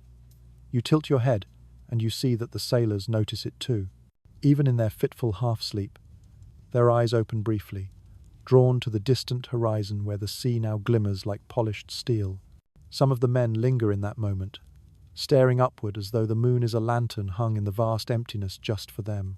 It is well established from the poetry of the sagas that the moon and stars were their guides. Without them, the sailors were utterly blind on the winter seas. The moon in particular was always more than just light. It was orientation in the void, a silent reassurance, and on the loneliest nights, a steadfast companion. You picture a weary man lifting his head from a damp cloak, squinting toward the horizon, and sighing softly as the ethereal glow reminds him that the world is wider and more beautiful than this immediate darkness. A curious fragment from Icelandic folklore tells of sailors who claimed the moon was a great shield held aloft by the god Thor, its bright face protecting them from the spirits of the deep. To sleep beneath such a sky was to rest under a divine watch. You can imagine their profound comfort, to see that silver light glimmer on the black water, and to believe, however briefly, that it meant safety. Scholars remain divided on whether such myths actively shaped their navigation, or if they were simply poetic flourishes to make sense of their world. Some argue the sailors relied purely on practical astronomy, while others believe that for them, faith and science were inseparable, each reinforcing the other. The lack of distinction hardly matters as you watch the scene unfold. The moon glows, the sea glistens, and the tired men draw a visible hope from the sight. A sailor near you turns onto his back, his eyes open just enough to gaze upward. His breath fogs slowly, and his lips form a faint, unconscious smile as the light smooths the deep lines of exhaustion on his face. Another stirs, pulling his cloak tighter, but he leaves one hand exposed on the deck, his fingers twitching as if instinctively reaching toward the pale, distant sphere. They may not speak of it aloud, but the moon becomes a part of their dreams, etched into the fabric of the night. You notice how tonight's glow makes the shadows on deck seem softer, the dark crevices less menacing. The entire atmosphere shifts with the moon's rise. The deck seems calmer, the sea gentler, though you know both remain just as dangerous as before. The light fools the senses into a state of peace, and the sailors gladly, desperately, accept the beautiful lie. For men exhausted beyond reason, a single glimmer of beauty is enough to cradle them. The sounds of the ship soften and transform. The deep groan of the wood blends into the whisper of the wind, and the chorus of snores begins to harmonize with the rhythm of the waves. The silver light paints everything: the rough planks, the sleeping faces, even the cold iron of their weapons, with a sheen that makes them look less brutal. For a fleeting, precious hour, the ship seems almost sacred, a vessel drifting through a dream carved in silver. You let yourself sink into it too. The moon hovers above, patient and unchanging, and you feel your own body relax in its cool, gentle glow. The cold still bites, and the planks remain hard, but the sight above soothes you. Perhaps this is why the men open their eyes to it before drifting off, to remind themselves that even on the blackest of seas beauty persists. And so they sleep again, guarded not by fire or by walls, but by the steady, silent watch of the moon. The moon fades behind a bank of drifting clouds, and the deck sinks back into a profound, impenetrable shadow. As the silence thickens once more, you cannot help but wonder how exactly did these sailors arrange themselves for rest? Did they simply lie wherever exhaustion finally struck them down, or was there an unspoken order to it? Places claimed, routines followed. The question lingers, not only for you, but for the generations of researchers who have tried to reconstruct how men truly slept aboard these lean, merciless ships. Archaeological digs of recovered Viking vessels reveal a stark truth. There were no fixed bunks. The longships, designed for terrifying speed and navigating shallow waters, left no room for private chambers or creature comforts. Unlike the medieval cogs or later caravels, these ships were stripped bare, little more than a floating skeleton of planks and beams. Yet, tantalizing fragments of woven mats, traces of reeds, and vague descriptions from the sagas all hint at a culture of constant improvisation. Did the men spread mats of straw or rushes on the deck, providing a thin, vital cushion between their bodies and the hard planks? The logic is simple. Even the toughest crew would surely struggle with weeks of bare, unforgiving wood pressing into their backs. Yet other historians caution that space was the most precious of all commodities, and any mats would have soaked quickly in the salt spray, turning from meagre bedding into heavy, sodden burdens. The debate endures, as fierce and as restless as the waves themselves. One particularly curious detail appears in later folklore. Sailors, it is claimed, would sometimes sling ropes or spare canvas between the ship's curved ribs, forming crude hammocks of a kind. If this were true, it would represent an extraordinary innovation, centuries before hammocks became common in European naval tradition. Some experimental archaeologists have even tested this theory, stringing cloth across replica longships. The results are awkward, but functional, a sleep made easier, though the balance remains precarious. Still, no physical evidence has ever survived, leaving the idea hovering in a state of tantalizing uncertainty. The sailors you watch now, however, seem utterly indifferent to these scholarly arguments. One sprawls atop a sea chest, his head tilted back at an uncomfortable angle, his cloak draped across him like a collapsed tent. Another has wedged himself tightly against the deep curve of the hull, his body bent to perfectly match its angle, as if he has been shaped by the ship itself over countless nights. Their choices are purely pragmatic, guided not by theory, but by the overwhelming force of fatigue. Wherever exhaustion finally caught them, that spot became a bed. An odd, humanizing tale from Iceland speaks of a crew who would fight over the flattest planks, drawing lots each night for the most desirable spots. You can't help but smile at the thought of this pettiness among warriors, men who faced down storms and bloodshed by day, yet quarreled like children over a few feet of wood at night. The story rings true because discomfort magnifies even the smallest of mercies until a slightly smoother plank feels like a treasure. You shift closer, pressing your palm against the hull. The wood is cold, curved, and unyielding. Imagine lying with your back pressed against it for hours, the deep ache slowly creeping into your bones. It is no wonder the sailors improvised, stuffing their cloaks beneath them, stacking shields, even using coils of spare rope as crude padding. Each man found his own weary compromise between space, weight, and rest. What strikes you most profoundly is the total absence of privacy. There are no corners hidden from view, no chambers, no curtains. Every man sleeps in the plain sight of the others, his snores, his twitches, and his muttered dreams shared with the entire crew. In this environment, intimacy becomes unavoidable, the line between the self and the group dissolving completely. To live and sleep aboard these ships meant surrendering your individuality to the rhythm of the collective. The sea rocks the vessel again, and you notice how the men shift with it, their bodies sliding slightly across the planks, their shoulders bumping in the dark. Their chosen beds are less about comfort and more about stability. Wedged against a mast or a chest, they reduce the chance of being rolled across the deck like loose cargo with the passing of each wave. And so, the question of where the Vikings slept remains, for us, a puzzle. Were mats common, or a luxury for wealthier crews?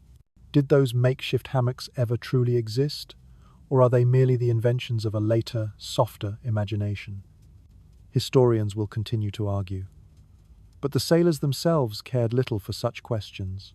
They collapsed wherever fatigue allowed, transforming every inch of this hard deck into a reluctant bed. You lie among them now, feeling the plank's unyielding hardness beneath you, the curve of the hull against your shoulder. It is no mattress, no chamber, but it is a place. And for the weary, a place is enough. The dark stretches on, but then a subtle, almost imperceptible shift ripples through the ship. The wind loses its biting edge. The sea itself seems to hush. You sense the moment just before dawn, when the entire world seems to hold its breath. Even the sailors stir differently now. Their sleep lightens, a change less conscious than primal, their limbs twitching, their faces creasing as though their very skin can already feel the change in the air. This is the hush before dawn, a fragile, sacred calm unlike any other time at sea. It is a truth woven into the very fabric of Norse sagas and poetry that dawn carried a profound symbolic weight. The breaking of the light was intrinsically tied to renewal, to the triumphant return of the gods, to the world's rebirth each day. On land, it meant hearthfires being rekindled, but on the sea, it meant a desperate hope for warmer air, or simply the quiet, bone-deep relief of having survived another night. You watch the men roll onto their backs, their eyes still closed, but their breathing quickens as if their bodies instinctively know the sun approaches. A curious story, retold in Icelandic tradition, claims that sailors swore the dawn itself sang, a faint, low hum heard across the water just as the first light crept in. Perhaps it was only imagination, or the groan of distant ice shifting, but they believed it enough to whisper of it each morning. You listen closely, and in the profound stillness, you can almost hear it too, a soft, resonant tone, barely audible, riding on the quiet air. While modern specialists may disagree on how much real rest these sailors gained in the final hours of darkness, the pattern you see before you seems clear. The men are teetering on the edge, caught between the depths of sleep and the call of waking. Their bodies are reluctant to rise, yet their minds are already turning outward toward the day. The ship itself feels different in this hour. The noises soften. Even the rats seem to retreat into a respectful stillness, as if honoring the threshold between night and day. The constant creak of the mast lowers into a deep groan, and the splash of waves against the hull becomes gentle, rhythmic, and far less menacing. The air itself shifts, taking on a clean crispness that, while still cold, carries a promise of warmth not yet delivered. A sailor near you opens his eyes briefly, stares up at the dimming stars, and then closes them again. Another mutters, something under his breath, perhaps a prayer, perhaps only a reflex of a body about to wake.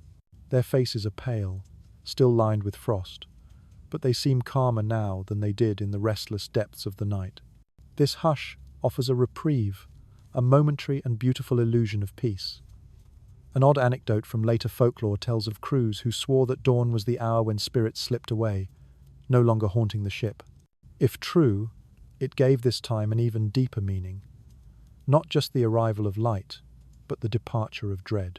The first faint streaks of pale light begin to etch themselves upon the horizon. They are subtle, but it is enough to silver the edges of the sea. You notice how the sailors begin to shift more now, stretching limbs that feel brittle with cold, flexing numb toes, and grumbling under their breath. None of them rise fully yet, but the spell of the night has been broken. Their dreams scatter like mist, replaced by the dull, familiar ache of morning chores. You draw your own cloak closer, savouring the last precious traces of calm.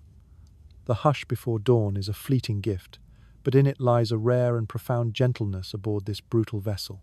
The men may never admit it aloud, but perhaps they treasure this hour most of all: the stillness, the faint promise, the fragile pause before their labour begins again. For now you lie with them, half asleep, half awake, breathing in the crisp, clean air.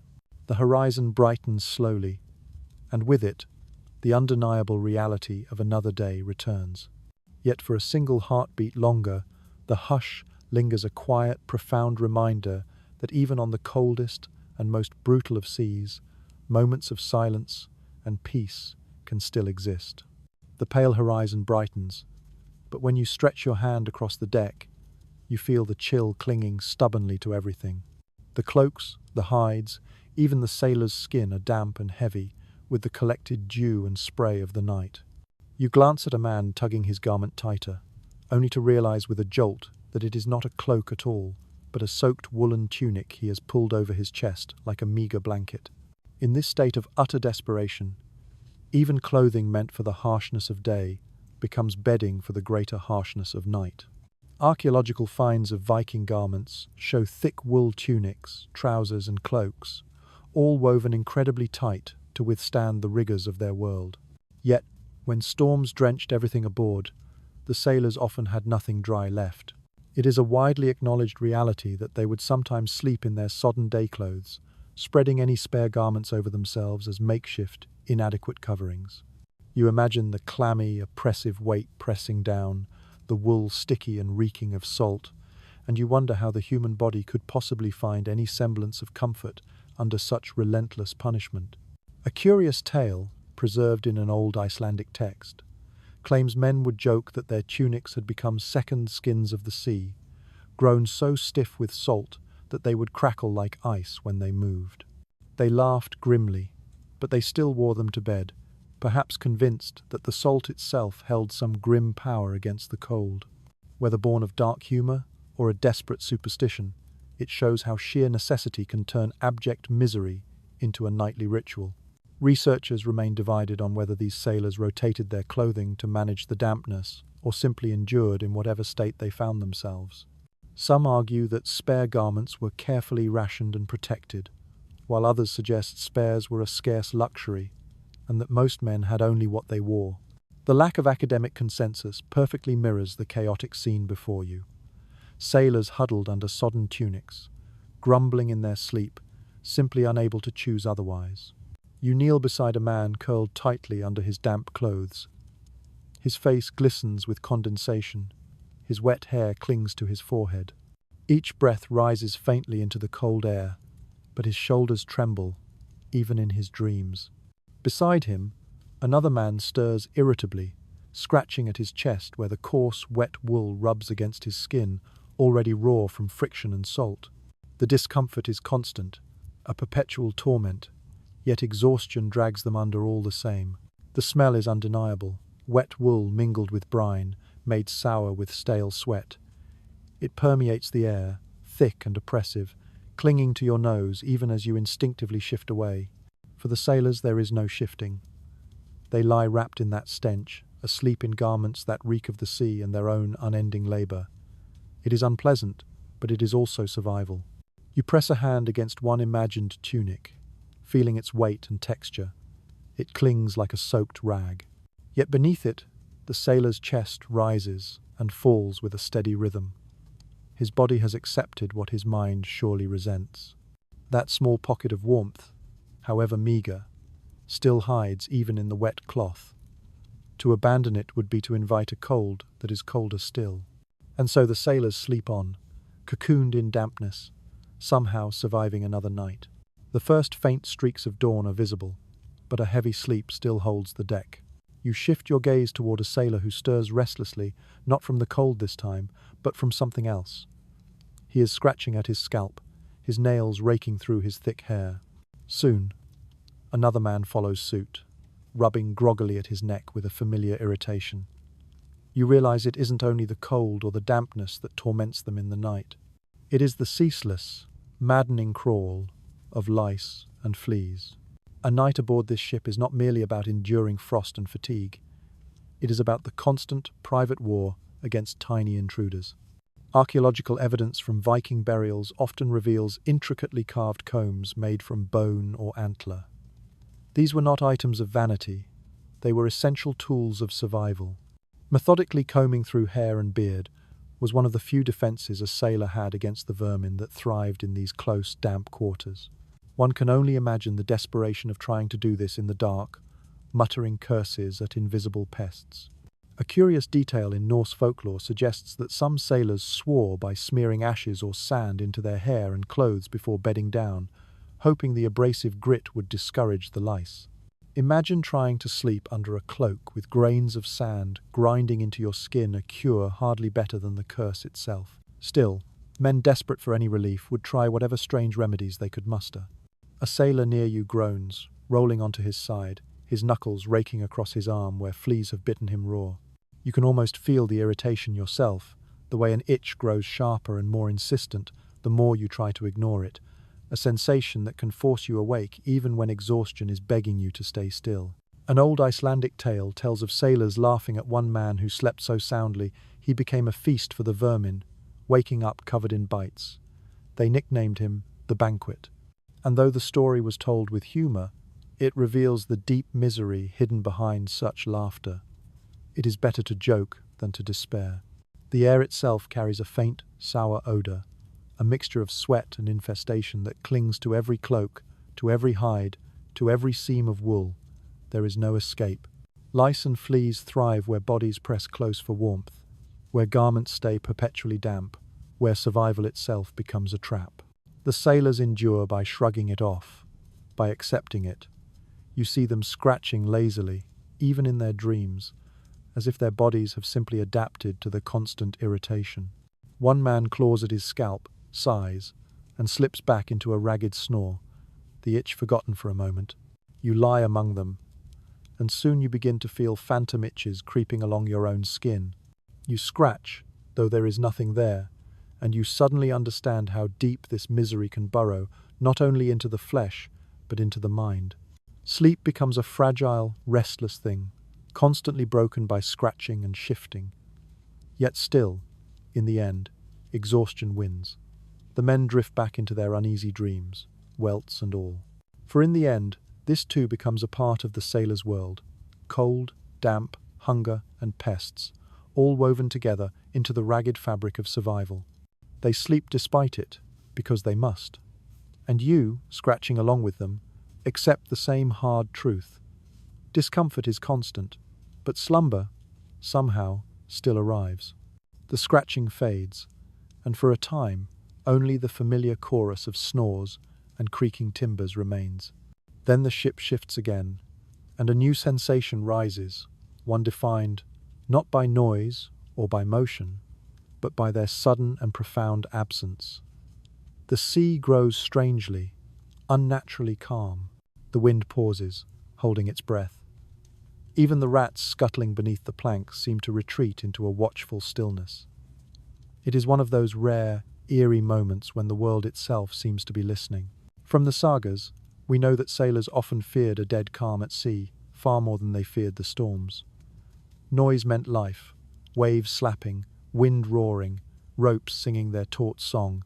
Silence, by contrast, carried a heavy, unnatural weight, as though the gods themselves had withdrawn their presence from the world. You feel it now, an unnerving emptiness pressing in, the sound of your own breath suddenly loud and intrusive in your ears. A curious line in a fragmentary tale speaks of sailors whispering that such a silence meant the ancient spirits of the sea were listening. If true, they would have hushed themselves even more, unwilling to disturb whatever unseen presence hovered just beyond the rail.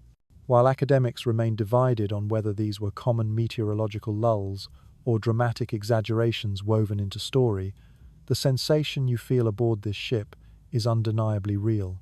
It is an unease that slithers through the bones when the ocean quiets too much. The sailors stir uneasily in their slumber. One man mutters, shifting as though the silence itself has crept into his dreams and found him there. Another clutches his axe handle tighter, even in sleep, the lack of sound sharpening his primal instincts more than any noise ever could. An odd anecdote survives in oral tradition, telling of a sailor who awoke in such a silence and swore he heard voices whispering just beneath the hull. His companions dismissed it as madness, but the tale spread nonetheless, a testament to the belief that the sea was never truly quiet, only full of sounds too faint for most ears to hear. This silence reshapes every sensation. You can hear the delicate crackle of frost breaking under your palm as you shift your weight. You can hear the faint, dry rustle of wool as the men move. You can even hear the rhythm of your own heartbeat, loud and insistent in the still air. The moonlight, no longer soft, seems to sharpen every edge. The sleeping faces appear more gaunt, their weapons gleaming more coldly. The shadows stretch, unnaturally long and dark, across the deck. It is a scene of stark, unnerving beauty. Gradually, however, sheer exhaustion begins to push the unease aside. The sailors close their eyes again, forcing themselves back toward rest, despite the quiet pressing down on them. One snores louder than usual, an almost defiant sound, as if daring the silence to challenge him. In their stubbornness lies their resilience. You lie back as well, listening to the absence. It is not comfortable, but it is profound a reminder that even the great sea sometimes rests. And in that fragile pause, the sailors take what they can, a few more minutes of uneasy sleep before the world stirs again. The eerie stillness does not last. It begins not as a sound, but as a low rumble that builds at the very edge of hearing, a vibration felt more in the teeth than in the ears. At first, it might be mistaken for a dream, but then the deck jolts violently beneath you. The wind returns, not as a whisper, but as a sudden lash, tearing through the rigging with a piercing shriek. The storm is upon them, and with it comes the violent end of sleep. You feel the men around you stir, not to rise, but to clutch instinctively at the deck, at their chests, at each other. Their fleeting chance of rest dissolves in the raw fury of the waves. We know from both saga descriptions and modern reconstructions that storms on the North Atlantic could break with terrifying speed. To try to sleep in such conditions was nearly impossible. Survival now required clinging rather than dreaming. You grasp at the pitching boards yourself, your fingers growing numb as a whip of icy spray cuts across your face.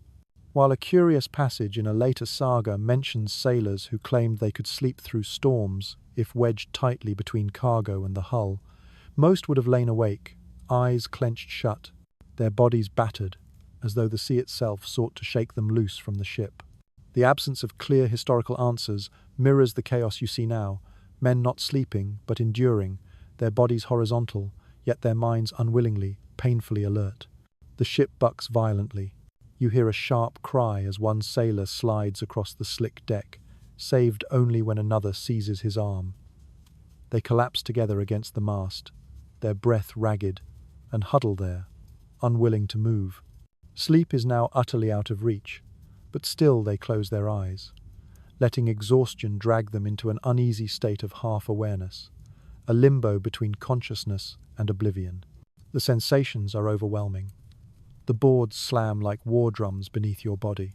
The salt spray stings your eyes and coats your tongue.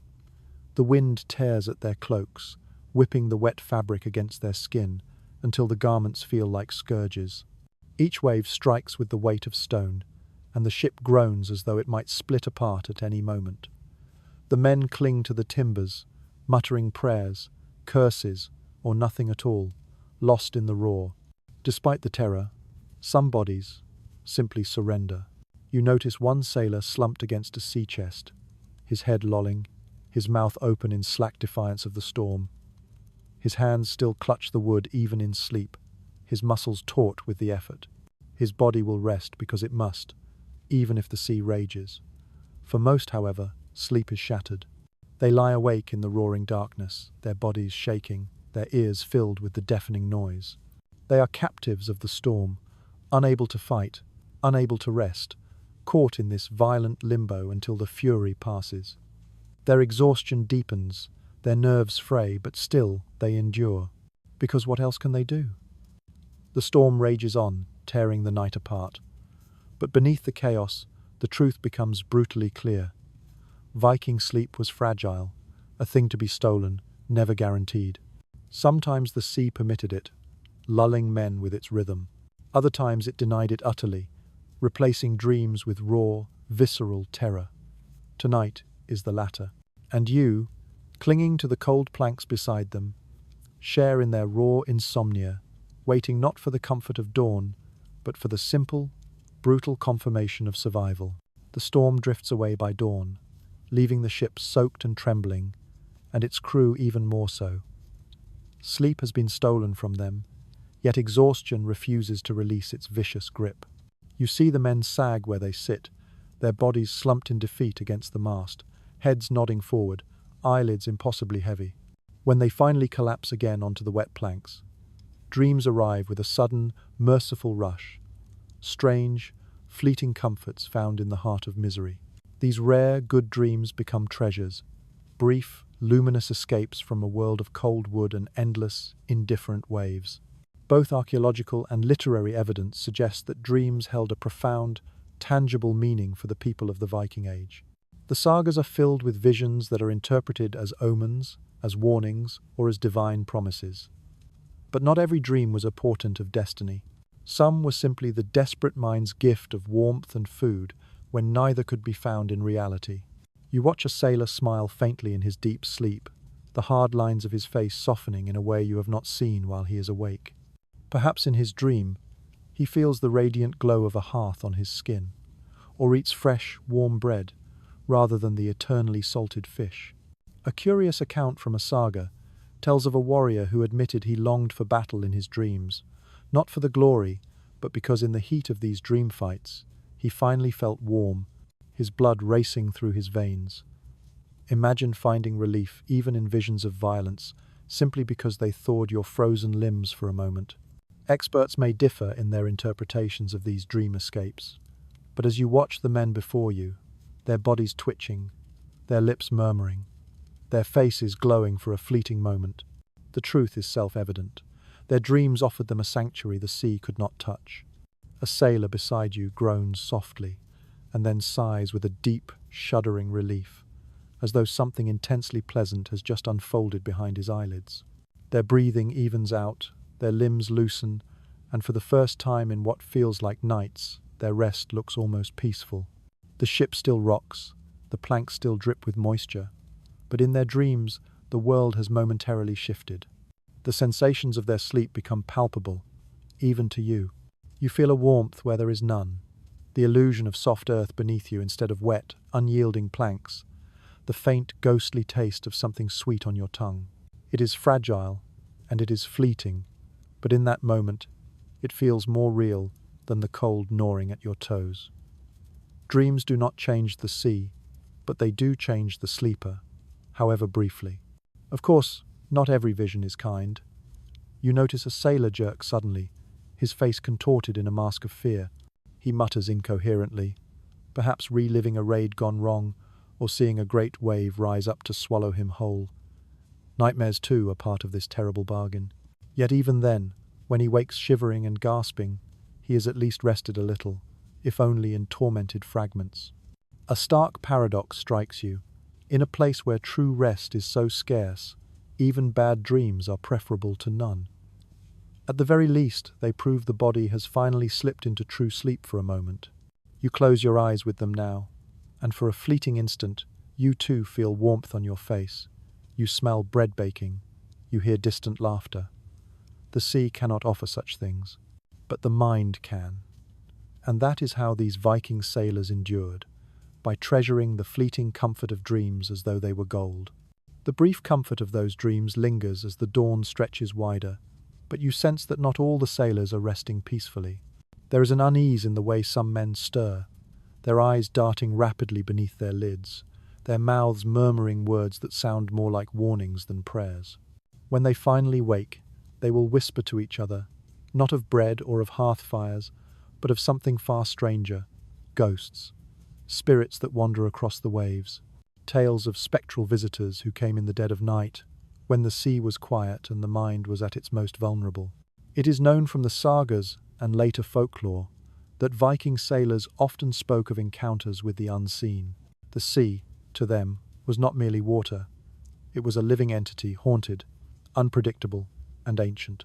When men slept on open decks under a canopy of cold stars, it was easy to imagine the shadows bending into unnatural shapes, to hear voices whispering on the wind, or to glimpse figures walking just beyond the edge of sight.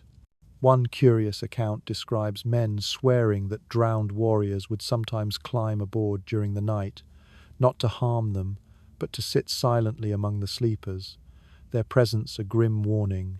A storm was coming, or a raid would fail. Whether this was a shared hallucination, or a tale told long after on the safety of shore, it reveals how easily the exhausted mind could weave mystery into the fabric of fatigue. The absence of daylight and the constant, disorienting rocking of the ship would have blurred perception, making dreams and waking visions almost impossible to separate. You watch as one sailor stirs, his hand clutching a small amulet at his chest. Another pulls his cloak higher over his head, as though hiding from unseen eyes. Their movements betray a kind of fear not caused by the cold or by hunger, but by something imagined or perhaps sensed that lingers in the charged silence. An odd tidbit of folklore says that crews would sometimes leave small offerings on the deck before they slept. A few crumbs of bread, a few drops of ale, a gesture that was part superstition, part desperate bargaining. It was better to give a ghost its due than to risk its anger. The atmosphere aboard shifts with these beliefs.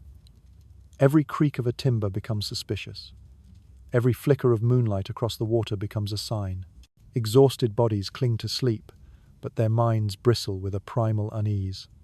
And yet still, they endure, half laughing in the morning at their own fear, half convinced the spirits are real.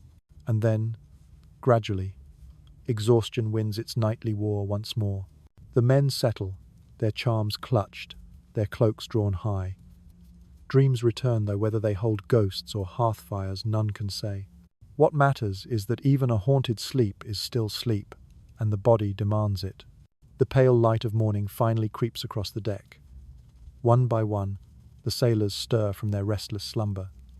They do not rise refreshed, far from it. Instead, they groan.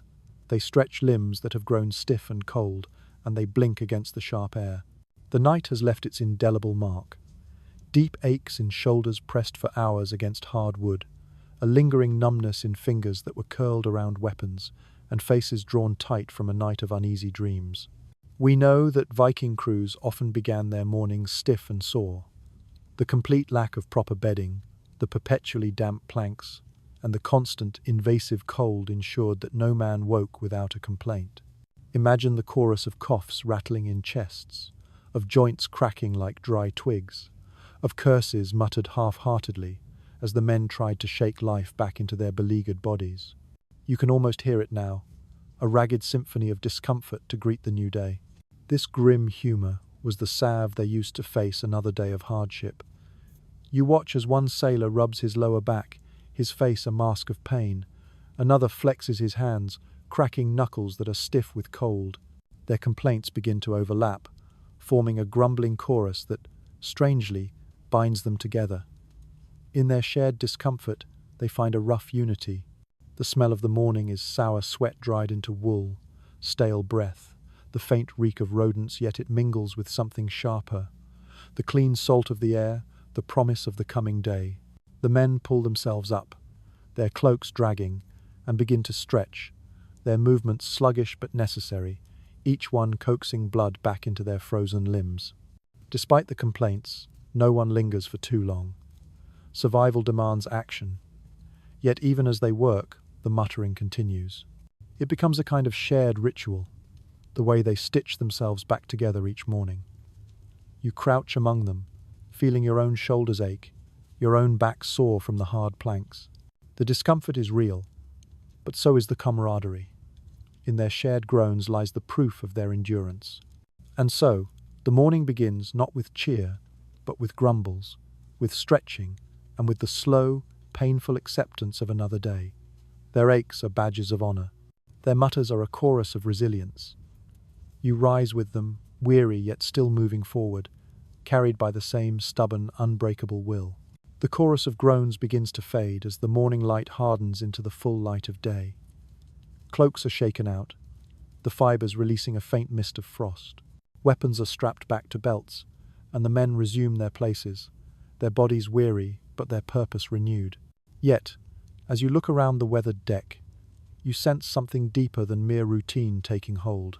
These nights of shared cold, of perpetual dampness, and of fractured, restless sleep have bound this crew together with threads that are invisible, yet as enduring as the sea itself.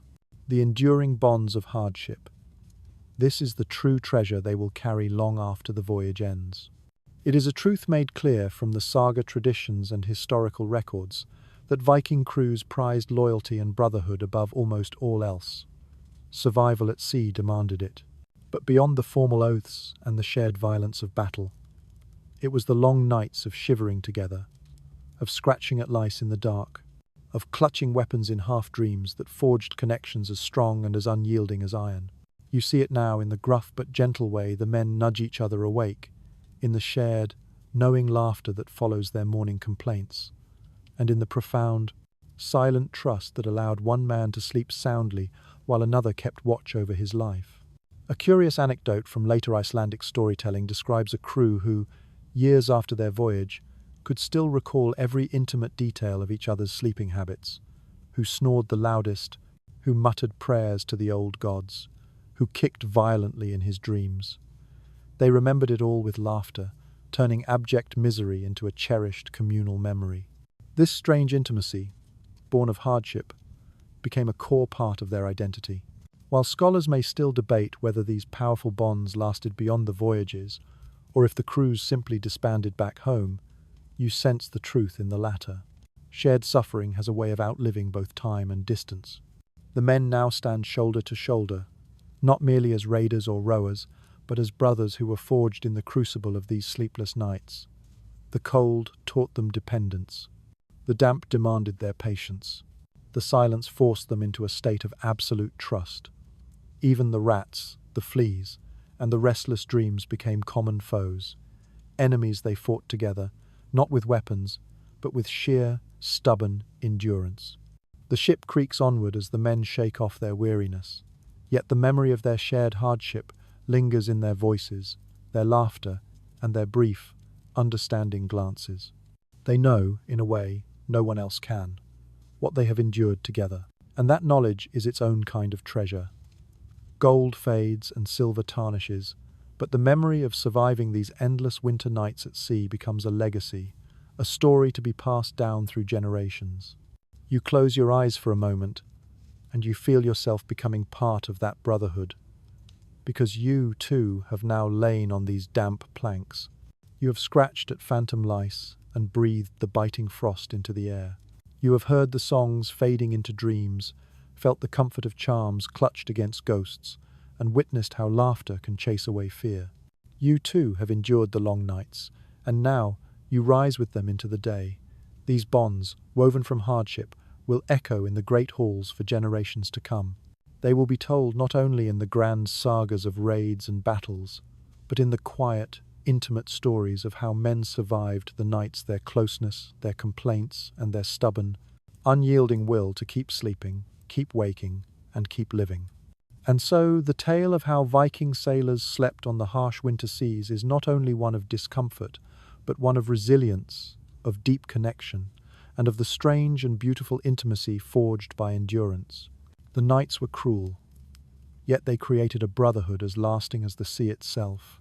The story drifts now, its purpose fulfilled, and you can feel the pace soften, its sharp edges beginning to blur. Imagine the ship still rocking gently, the sea whispering softly against its sides. The men are no longer restless figures scratching in the cold, but distant shadows fading into memory, their hardships carried away on the morning tide. Your own breathing slows.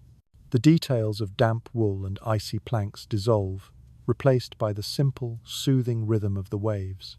You can picture the sailors safe on shore at last, their cloaks drying by a warm fire, their voices softer, their laughter gentler. Their bond endures, but their suffering fades, tucked away like a story told only at night. Let the images grow distant now. The frost that once bit at their fingers melts into nothing. The lice that once crawled into every seam simply vanish. The ghosts and the whispers fade with the mist. What remains is only the quiet strength of the men who endured, and the profound sense of calm that is left behind when their tale is finished. Breathe slowly, in and out, as though you are being rocked by the same gentle cradle of the sea. Feel the comforting weight of your own blankets, not damp, not heavy, but warm and steady. Let the creak of the ship become the quiet, distant hum of sleep all around you. The voyage is done. The story has ended. The men are at rest, and so are you. Close your eyes, drift deeper, and let the silence carry you away. Sweet dreams.